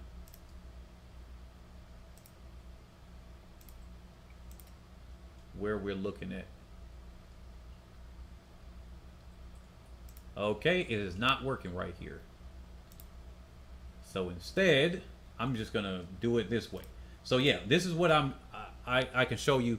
Do you guys have any questions on this at all? Actually, do you guys have any questions about what this does for you? Because cryptocurrencies essentially are this. You can have the Dogecoin, which got a name for itself because of Elon Musk, and it was essentially some scammy thing or whatever, right? That's stupid. That's getting people to do the low-hanging fruit while he's over there in the background with Tesla buying up Bitcoin because he knows that that's more valuable, or buying up Ethereum because Ethereum is like the road to all of the buildings that are there. So think of the skyscrapers that are there, and you got the roads that are on the ground. Well, Ethereum, which is a cryptocurrency, the number 2 cryptocurrency, that is like the road. So, or the operating system. It's like Windows or Mac OS or Android or iOS. That is what Ethereum is. So all of these other cryptocurrencies, including Nginx, are built on top of Ethereum. So if you want to be able to make money off of that, and I can show you something like this. Did you all know that there is something called a decentralized bank? And people will throw around the term decentralized a lot because they're going to try to confuse you and confound you and say, oh, this is decentralized. What does that word mean? They'll say, oh, it's because the government isn't running it. The definition of centralized is like, for example, I'll do it like this. You have your federal government. In this case, most of the people here are Jamaican, but for the people that are listening, because most of my crowd is from the United States and Jamaica, and a couple from the UK. That's the biggest crowd, and then everybody else. So, addressing all of them, think of yourself as the centralized source is the U.S. government, or the Jamaican government, or the British government, right? Then, being quote unquote decentralized is like your local, wherever you have a town, where you have the mayor and the local politicians, or you have your state politicians in the case of the United States and maybe Jamaica. Not familiar with that system. I'm familiar with the British system, though, with the parliamentary one. But you have your districts, right? Then it gets more decentralized because you have your school representatives, like the principal and things like that. But the way that they try to tell you that decentralized is that one person, one vote. They try to sell you that lie. And so when people don't understand, oh, decentralized is actually, not necessarily one person, one vote. It's more like the local government of local politicians. That's what it is. So with that being said, here we go. This is a decentralized bank.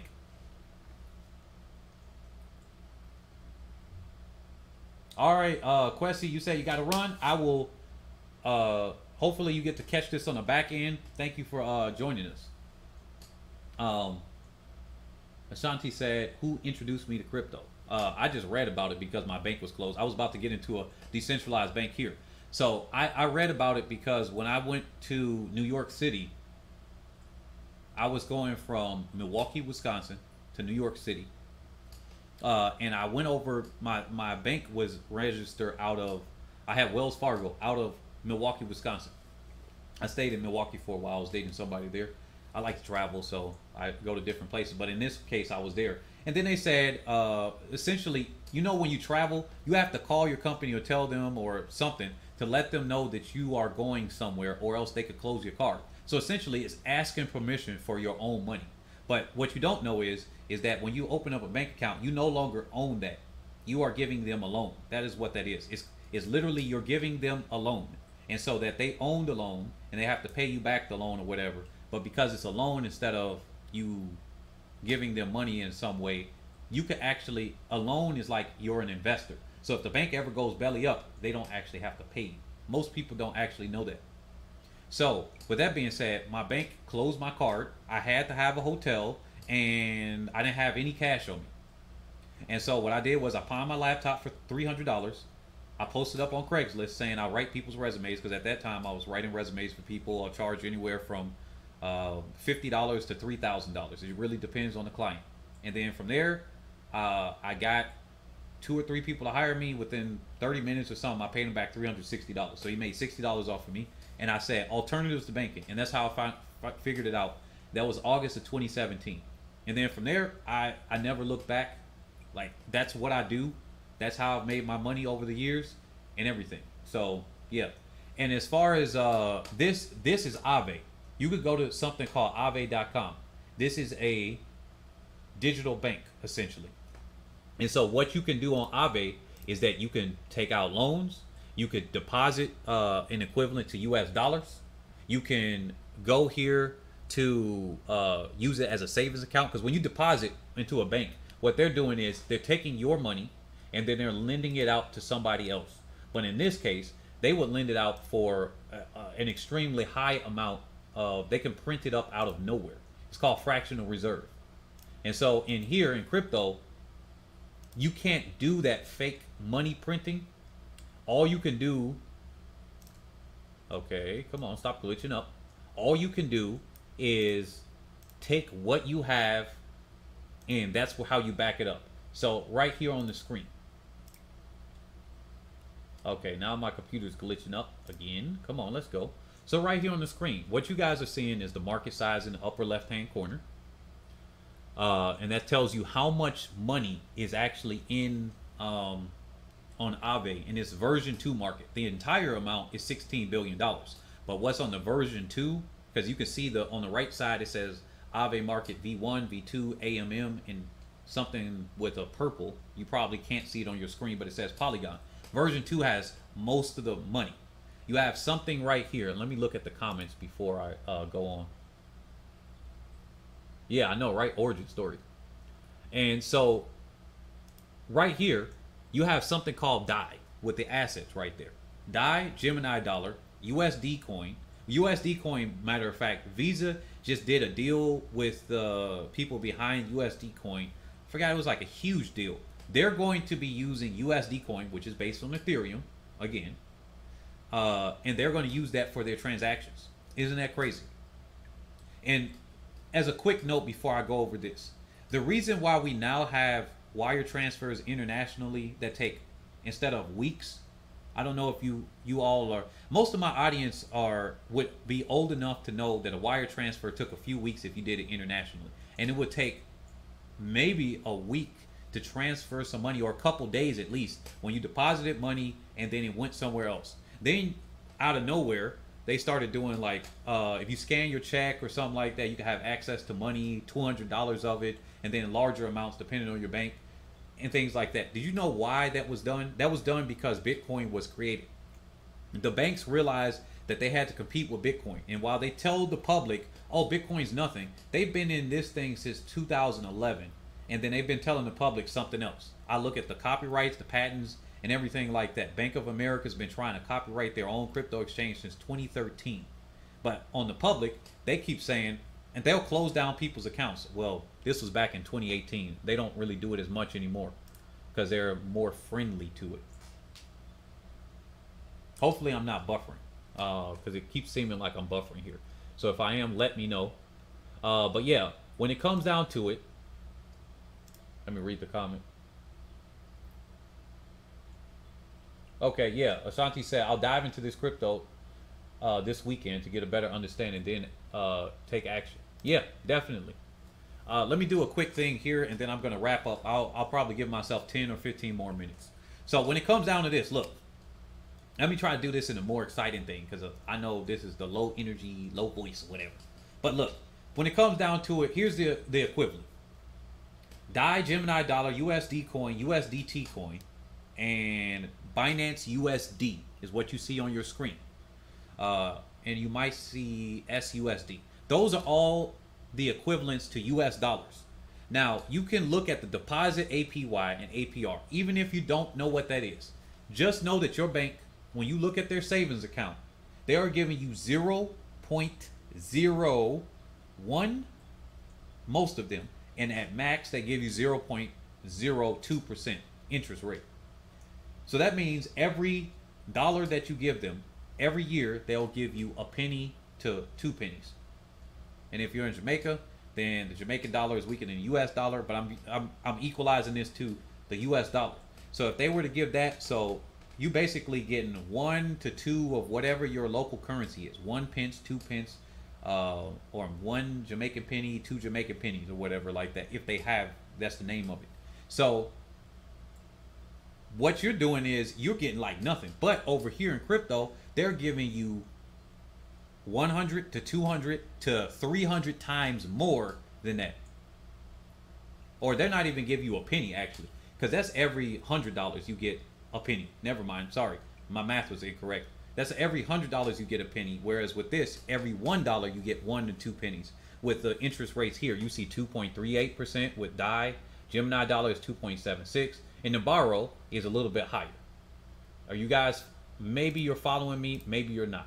But that is just one of the benefits of the cryptocurrency market, that you can have a higher interest rate. So if you're one of the people that say, I don't know about this investing stuff, I don't know about trading, okay, then get yourself an equivalent to US dollar version. USD coin seems to be safe because Visa's using it.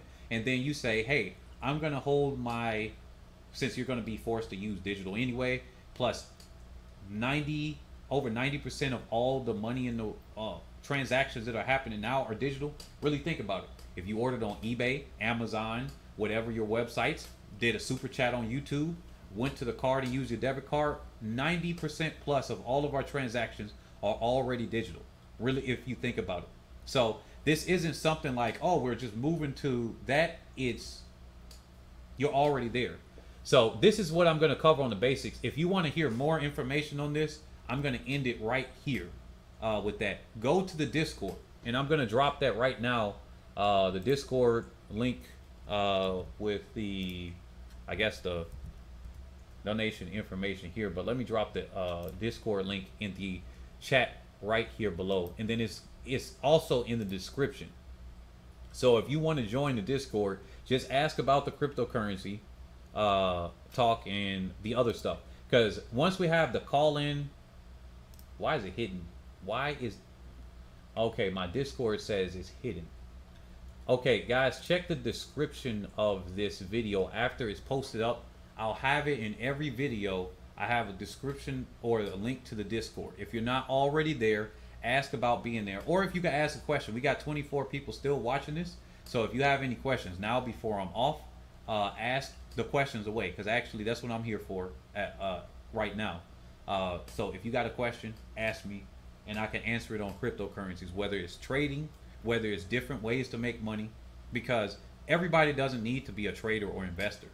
But it is very important for us to do this. If you don't have two pennies to rub together, this is probably not the best thing for you to do. You need to go out there and get a job, or you need to get a certification or something. I'm never going to be one of those people to say, yeah, just do this and you get this magic money. That is possible, very unlikely. It's like you get hit with lightning before you would do something like that. All right, I don't want to sell you guys anything, some dream or something, because that's not what I'm here for. This channel is to grow track and field, talk about growing money for the people that are listening to this, that are interested in that, and to make sure that you are in the middle class or the upper middle class or doing even better than that. That is why I started this channel.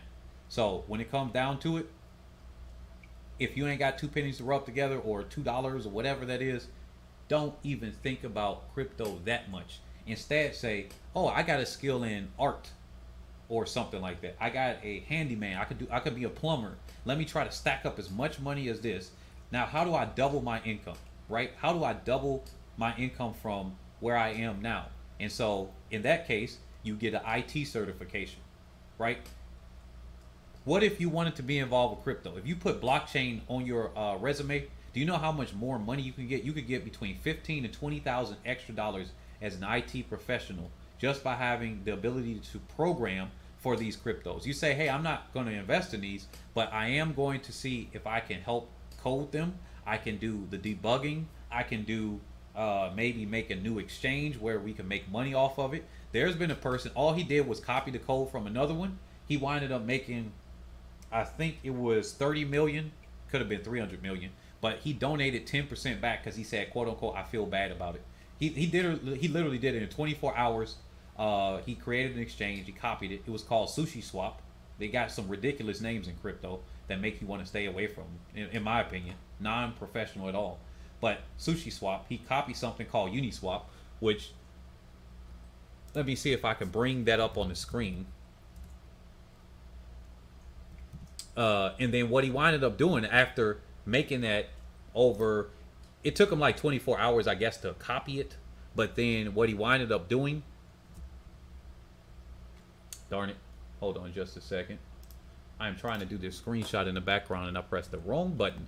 And so what he winded up doing when he copied this is that it took him probably another 2 or 3 weeks or something. And then he had something called a token sale, and he raised money, and he winded up getting, I believe, $30 million. I think that's a little bit more, quote unquote, realistic from nothing. And he was just a programmer in presumably a basement or something like that. And then he winded up copying this. And then he winded up making a whole bunch of money. He said he felt bad about it. He felt bad. It said, Israel said, real talk family. And Shanti said, well said. I hear similar from Jay Black. Yeah. You're going to get some people out here that will be spreading this information. And that's good. That's good. We need to be able to wait a minute. Jay Black? Are you talking about Jason Black? That's interesting. But yeah, as far as this, you have people, or are you talking about a different Jay Black? Because I think there's Jay Black and then there's Jason Black, but I got different people in my head. But with that being said, this guy felt bad, quote unquote. He just was like, all right, I'm going to give it back. But if you, out of nowhere, you obviously put in time. It's going to take you time. He couldn't have just copied and pasted this. He needed to know how to code. He put in the hours. the blood and sweat and tears, or probably not tears, blood and sweat to learn how to code. And really, when you think about it, you could take your income right now, especially if you're certain people should be better to be plumbers, truck drivers, or something. They just don't have the acumen or the desire to be an IT person. You gotta kind of be like a nerdy person. Um, so you don't want to be going toward those types of things. You want to be the truck driver, the maybe the pharmaceutical person could be you. You could be a pharmaceutical sales rep. I don't know why more women are not into sales, to be honest, because women are always trying to sell some dudes on all types of stuff. Oh yeah, so it is Jason Black. Yeah, that guy is a great dude. Everybody should check out The Business and The Black Authority if you are interested in those things. And so he does put out a lot of information, and he doesn't talk about cryptos at all. He doesn't even like them. So I think that's his biggest glaring weakness. But when it comes out to this, if you're not a person that's more of the nerdy type, or the person that you're more hands-on, think about how you could go practically to make money so that you can come into investing and say, okay, I'm going to put 5% or 10% of my income now in investing. I was at $20,000 a year. Now I'm going to try to get myself to 40, because I remember I learned this back in 2008 or 2009, and I tried it and failed so many times, and was struggling my ass off. All you really got to think about is sit down. This numbers is a doubles game. It goes from 1 to 2 to 4 to 8 to 16 to 32. And the guy that was explaining this to me, he said, how many doubles does it take to get to $1 million? How many doubles does it take for you to take XYZ to 100,000? And so that changed my mindset. I personally want to be a billionaire. That is my goal, and that is what I'm working for. I have a specific time frame by 2030. That's where I want to get it by. And so I'm going to do things that make sure that I'm on track for that. I have it all calculated out, how much I got to make this year, next year, last year when I first actually put forth that, and everything every year in between. So whether I get it or not, I have a plan. And so what you need to do is, if you're out there and you're listening, you want to develop a direct and concrete plan about what you want to do. If you want to retire, okay, someone just spoke to me yesterday. This he's 19 years old, from Nigeria, and then he told me, he reached out. I sent them away because I do have clients that hire me for cryptocurrencies, and I said I don't just blindly take people's money.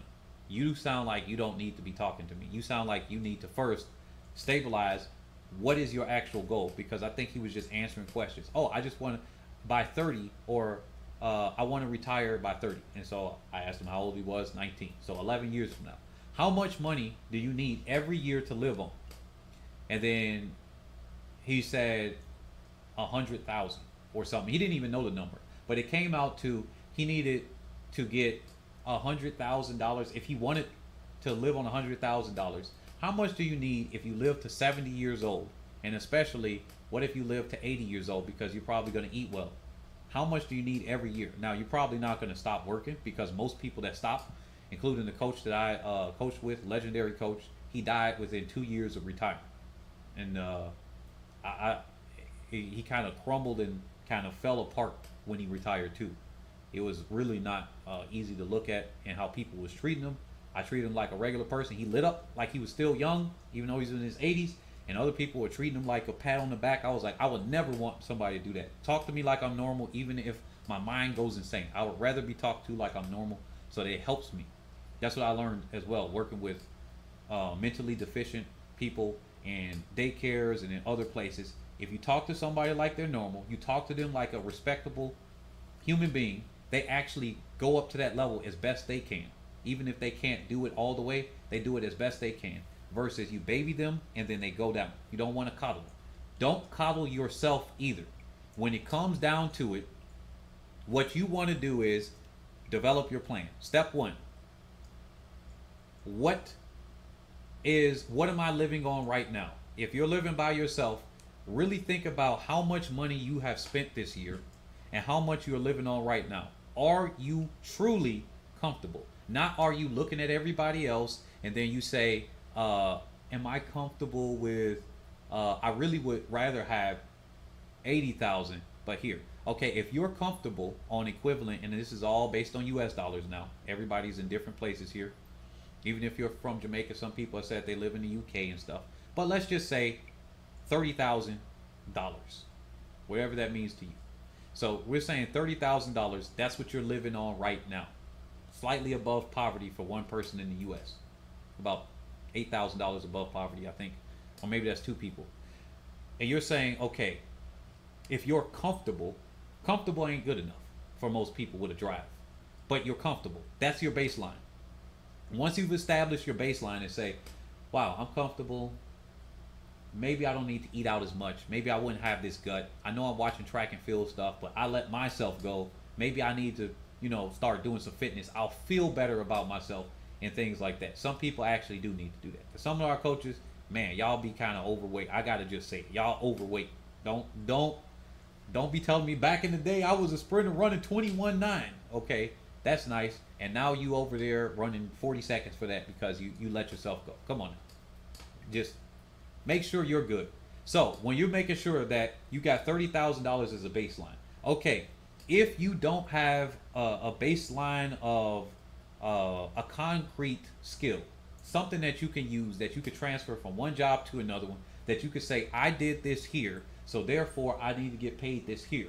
If you don't develop that, plumber, electrician, the IT professional, you could be the salesperson. That's a skill for that.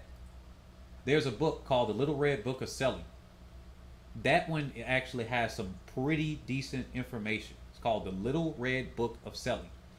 Become a salesperson. And like I said, I don't understand why more women don't sell, because they be selling us lies up and down the behind when it comes to them trying to date, or with them saying, oh, I can't find a good man, but turned away all these other people, as if we could just ignore what they just said. So if you're a woman that's listening to this, you could benefit from using your skills that you might have, maybe even you believe what you're saying. Use that in a sales job. I'm telling you, I think women would probably top some of the sales. Like, I think her name was Danny Johnson. She was living in her car, and she was selling cassettes. She became the number 2 or number 1 person. I think she was number 1 sales, but number 2 as far as executive at, maybe an oil company or something like that. Then she winded up donated 90% of her money and only living on 10%. Somebody introduced me to her back in 2009 or 2010 because I said that was my goal to do. And they said, oh, somebody's already doing it here. And then when I read about her and listened to what she was saying, I was like, wow. But yeah, women could go into that. Men definitely go into sales. Develop that skill. The book's name is Israel. It's called The Little Red Book of Selling. I forgot who it's by. It's been a while since I read that. Asati said women aren't into sales much because rejection is their kryptonite. Yeah, you know what? That's actually true. Why am I saying I don't understand why? Of course, they don't like being rejected. It's so many different things. It's so interesting that it's a difference between men and women, and yet we have mainly women that have the voice that try to sell us. Once again, they try to sell us because those are the people that have the main voice, that there is no difference between men and women, and there is a huge difference between us. And so if we let them tell us and believe them because they have maybe some we want, well, don't do that, guys. Jagan, what's up? He said, good morning, friends. So yeah, we're right now talking about the finance part of this channel. So this is way overtime. We started overtime 90 minutes ago, and we super overtime the last 45 minutes. So if you're just joining us, you got to go back to the beginning if you want to talk about the subject of Shaunae Miller-Uibo and things of that nature. And I'm probably going to splice this up and do different parts. But this is my first stream as far as this long and things like that. So I don't know if it's probably as attention getting as I would like it to be, because I've done marketing and stuff before, and I know this ain't going to be for everybody, especially on a sports channel. They like money? What? I just want to be entertained. So I understand that. So um, with that being said, yeah, that is their kryptonite. But yeah, those are the things that you can go into. And let me think of this right here. So there's another website here where you can go to something called coinmarketcap.com.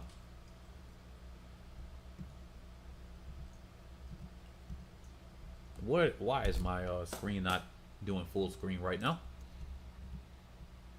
So there is something called coinmarketcap.com, and I'm doing the screenshot right here. Let me get this for you guys. All right, all right.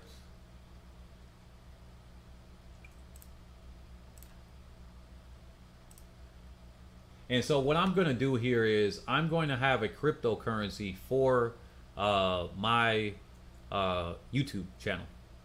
It's going to represent part of that YouTube channel. It's going to be something called an NFT that we talked about earlier in the broadcast. And it's going to be talking about, or it's going to be something that represents this. I'm probably only going to make 5 or something because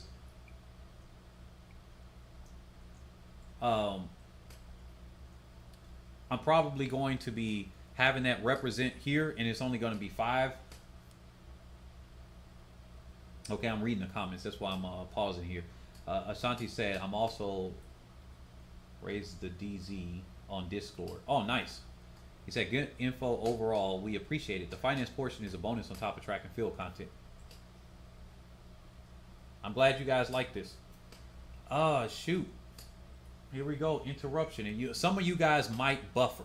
That's what it's saying. So not everybody, but some people might buffer on this.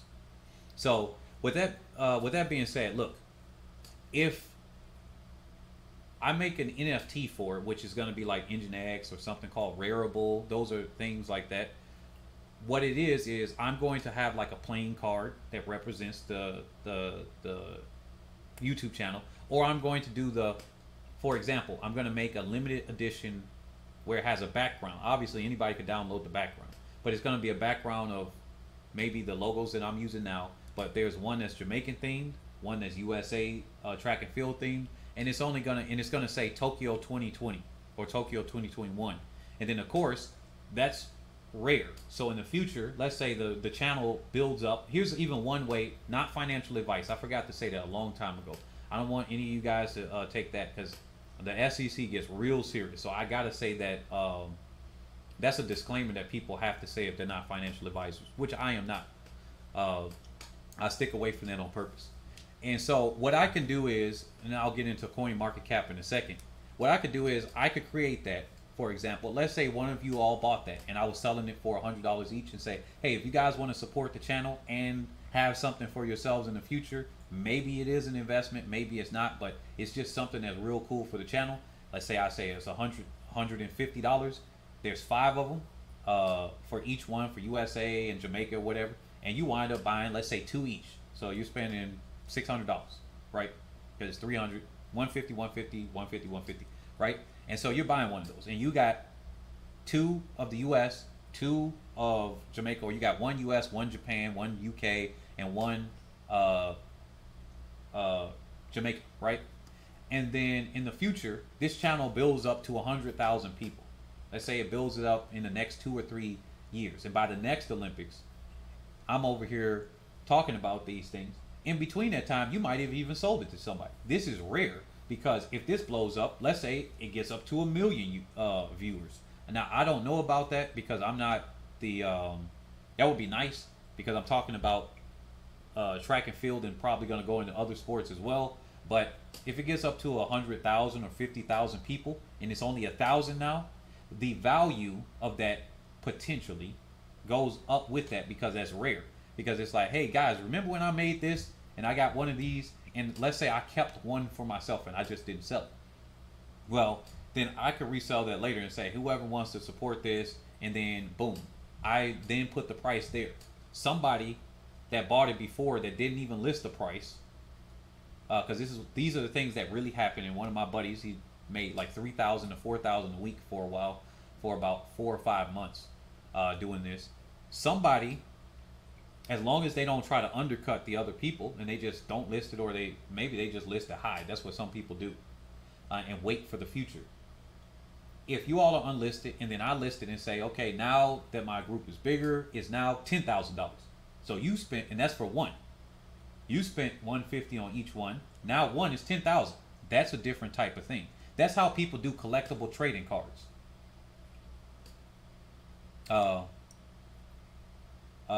Israel, what did you say? Good thoughts, MNG.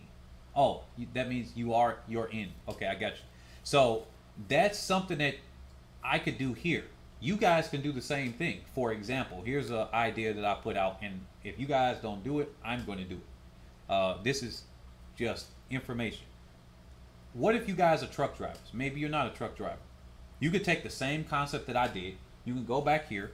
Let me try to change the screen up to back to what I was talking about earlier with engine coin. Because remember, okay, nope, that's not it. Okay, engine coin right here. These little things, charcoal sheep, and the hunter's leverage and things like that.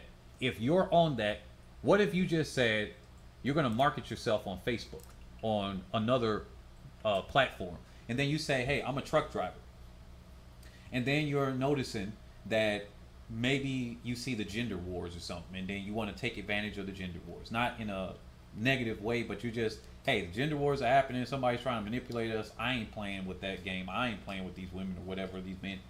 I'm over here, I'm a truck driver, and I notice that a lot of these women don't respect blue collar workers, for example, or workers with a skill set. They're so glamorized by people on Instagram. I'm just throwing this idea out there, right? Because these are some of the real things that do happen. And they say, I want a guy that makes this, and they don't realize that a very small percentage of guys make even $80,000 a year, 13% or something like that in the United States. And then worldwide, even like the percentages is even less, because it's billions of people. So as we all have access to social media, sometimes both men and women get a little bit delusional on things. So you see that and say, when I run into women, they're not appreciating me. How do I then do this? And so you on Facebook saying truck drivers club or something like that, or something to do with having a crypto that has that, and you brand yourself behind truck drivers, or truck drivers do it better, or the economy runs on me, or something like that. Wow, I just rhymed. The economy runs on me, and then you got a picture of a truck driver, and he's in there, and you got him, however the design is, with sleepy eyes on the road or awake, and then you have that. You got several different cards, and you just make 1, 2, 3, maybe a few designs. It may not pick on it first, but you're just doing it saying, hey, it's only going to cost me $200 to invest in this. Maybe hire a graphic designer off of Fiverr and things like that. Now, instead of that, I used to try to do graphic design. That's why I did my own stuff instead of somebody on Fiverr. Or you can do your own skills and try to put it together. It takes a lot more time. Just hire somebody, $30 or $40 or however it is. Maybe you spent $400 all together. That's all you did. Because it's going to cost you money to make those crypto cards. It's going to be a fee. Obviously, you got to buy the crypto in order to do that. And then you can let them sit there. Either the brand doesn't work or it does. But it costs you less than $1,000. And then all you did was you branded yourself, and it's either going to work. Now, it takes a little bit of time. That's just an idea to throw out there. Now, this isn't going to take all the time away from your actual skill set of being a truck driver, or your skill set. Maybe you're not a truck driver, but you're doing something else. You're in IT, but you're using your thinking brain and saying, okay, there's only so much I can do with my physical labor. How am I going to try to make money while I sleep? That's just an idea out there, just to throw to you guys as a real workable solution, or a way, an answer, I guess, to a question you guys didn't ask necessarily, at how you can use cryptocurrencies to your advantage. The same way I could do it with this YouTube channel is the same way you guys could brand yourselves in a smaller way. Now, going back to coinmarketcap.com, this is where you could go if you want to go on the investing side of cryptocurrencies, where you could buy, where you could see where the prices are, and buy and sell. The thing with cryptocurrencies, they've made everything visible. And so if you can see things, like with the stock market in the past, you were blinded to some of the volume data. You couldn't tell who's buying or selling. You had to pay extra money for that. And if you weren't rich enough, like Goldman Sachs or Robinhood and things like that, you can't get that inside information, which is why I was a little bit more random. With crypto, it is so easy. I am telling you, compared to anything that I've done with the stock market, crypto is just so easily predictable because it's like the stock market, but it moves faster. So everything I would have picked up in the stock market before with the patterns and market cycles, that is the number one thing to learn in crypto, the market cycle. And a lot of people, they have their emotions in there, so they can't separate it, and so they fail. And then they say, oh, it's random. No, it's not random. There are people trying to manipulate society on all levels, whether it's trying to manipulate us to have a gender war, to be race war against each other, to be afraid of, to shame a man for liking to look at young women, not in a creepy way like the peeping Tom that climbs up a tree, but he literally just looks in her direction because they're wearing skimpy clothes and wearing nothing on themselves compared to all throughout history, most women have been clothed. So this is there, and yet the older women do the exact same thing to the younger boys and nothing is said. These are all manipulation tactics. Shame one gender for doing something the other gender does. But then they say, hey, we can have sex with whoever we want. But men, why are you doing this thing or something like that? And shame one gender for doing something else. Now, there's a biological difference between women having sex and a guy having sex, for example. So that's just those things. I'm giving you guys example. Not going to say anything right or wrong here because that's not what the topic is today. If it was, I don't even want to go there right now. I'm just giving you guys an example of ways that we get manipulated all the time or we're being marketed to. Same thing with Sha'Carri Richardson situation. To bring it back to track and field, there are people that are now being on her side because she was able to speak to them in a way that an Alice and Felix can't. And in a lot of ways, that's why I always said that she's good because she's bringing in new eyes. The problem with that is when she does an irresponsible thing like what she did, she smoked weed.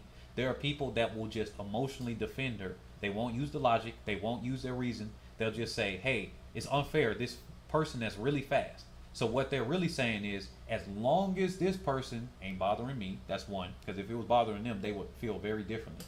And as long as they're good and they have the skill set, they can get an exception to the rule. They don't have to follow rules. So when it comes to that, they're like, hey, she gets special privileges.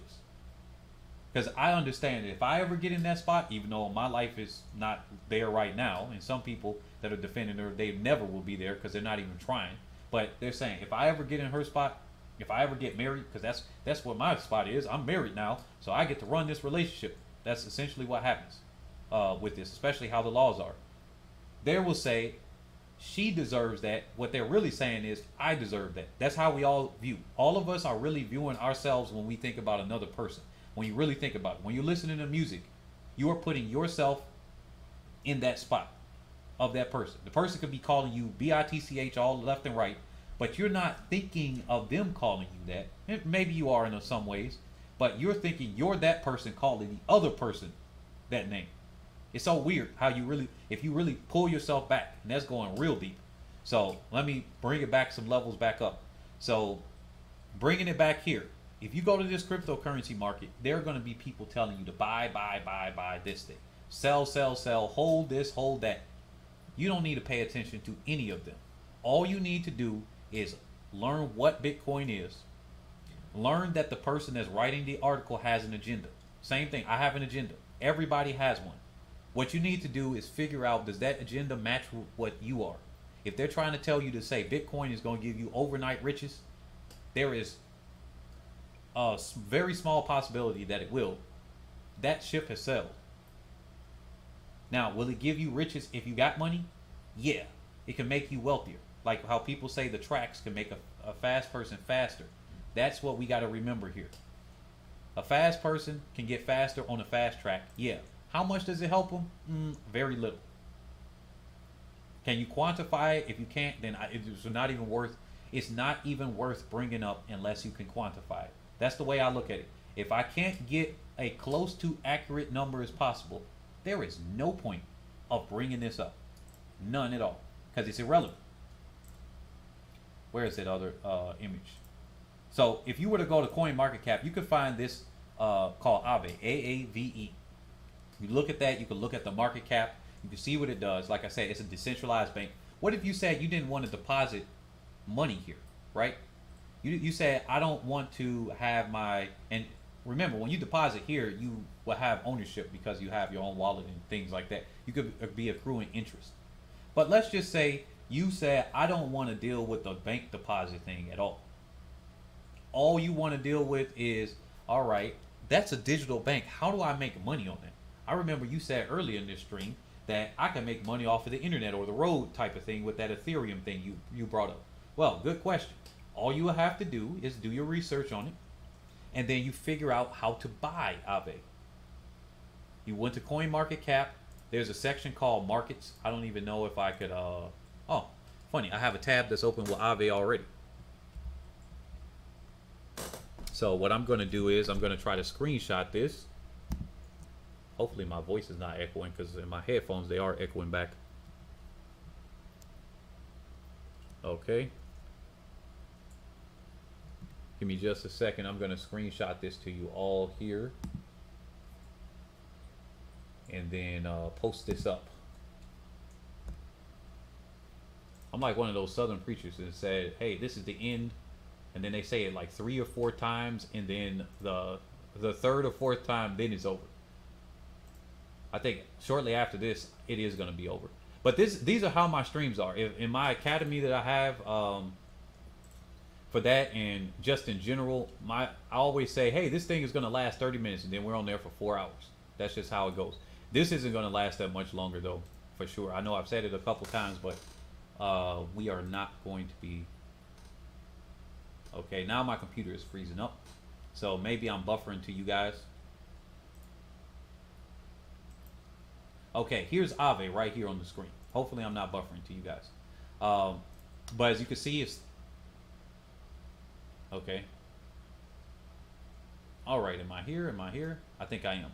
So, on the screen, you can see that it's $301.90. You can see down here, it says Overview in the lower left-hand corner. It shows you the website. Oh yeah, if you look to the middle left of the screen. And then it has Market. If you were to click on Market, it would be too many screenshots because I can't figure out in the middle of this stream how to share my actual screen. So right now I'm just going to avoid it. But if you were to go to Market, that will tell you what websites, or they're called exchanges, where you can buy and sell from other people using a middleman. Or you could go and you can do something called swap. Remember, you can go to Uniswap, where you don't have to trust a company. Instead, you just have to trust that website. And then you can buy and sell based on other people that have their money there. That's what Aave is. It's a decentralized bank. So there's no CEO. There's a team behind it, but there's not necessarily a CEO.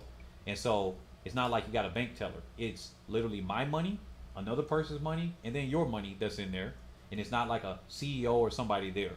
And if you hold Aave, you could actually accrue money off of every transaction that happens, depending on how they are. You have to read on that, of course, to confirm that. But that's how these cryptocurrencies work. That's how those work. So, does anybody have any questions about what I'm saying today? Because there are people that are out there that are very intellectual with these things, and like he said, Jason Black, but he doesn't really cover cryptocurrencies because I think he's a little more old school. And quite frankly, whether they're going to allow, like what he says, that they're not going to allow it to replace the government's money. That's not even really the point, because there are several different ways to implement these, and then they're going to be here. You can't ban them at this point unless you destroy the internet. So China has tried to ban this over and over and over, and people are still using it. Venezuela tried to do it, Iran, and then they say, okay, you can do it if you register your ID and do it this way through legally. There's still going to be people underground that are going to use these cryptocurrencies. But does anybody have any questions? Because if not, I think I have had enough. I need some water, and I got to get some, I got to get some water. But aside from that, I'm going to, because I know you guys are about 20-second delay. So I'm going to give you guys some time if you got a question. And if not, join the Discord. If anybody's in a Discord group, can you copy that link? I think it's open for everybody to put the link there in the chat. Because for some reason it's saying that it will not allow me to do this. Oh, here we go. So I'm going to put this in the chat right now. For some reason it says hidden.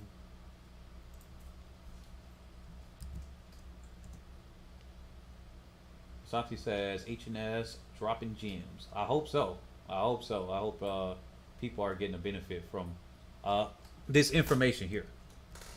And definitely share this stream with people afterward. I know this is going to be a long one, and I know people toward the end, they're going to be like, what the heck is going on? This went from track and field and cryptocurrencies. I heard that's a scam, and that's how some people's mind are. But yeah, thank you all that have attended this live stream. Thank you for the people that have donated via Cash App and PayPal. Thank you for that, because that does support this. And it goes a long way to support messages like that. So with that being said, I will catch you all on the next one. And hopefully we can do a long watch party, because it's going to be about a 3-hour long. And we're going to cover, I'm going to do well, not a watch party, but a hype up party or promotion thing type for the women's 100, the men's 100, basically the sprint events. And I'm going to try to do one for the distance runners. And I know the distance runners are probably going to have less people, or the distance events are probably going to have less people watching than right now I have. Because this channel, I've posted so much on sprinters, I've just attracted more sprinters. And I swear, the distance runners will probably say the equal thing. They're saying, oh yeah, that's it's not that exciting to watch these sprint races. They're too short or something. I've heard that done too. So I've been in both crowds. So I just like overall track and field. I've learned to like the field events, and those are my favorite, like I said. So yeah. And in Israel, he said, thanks for the information. It's very interesting. Yeah, I'll see you guys tomorrow. I might post up another video or something tonight, but most likely not, because then it'll cloud people from actually seeing this. So I'll catch you all in the next one. Peace.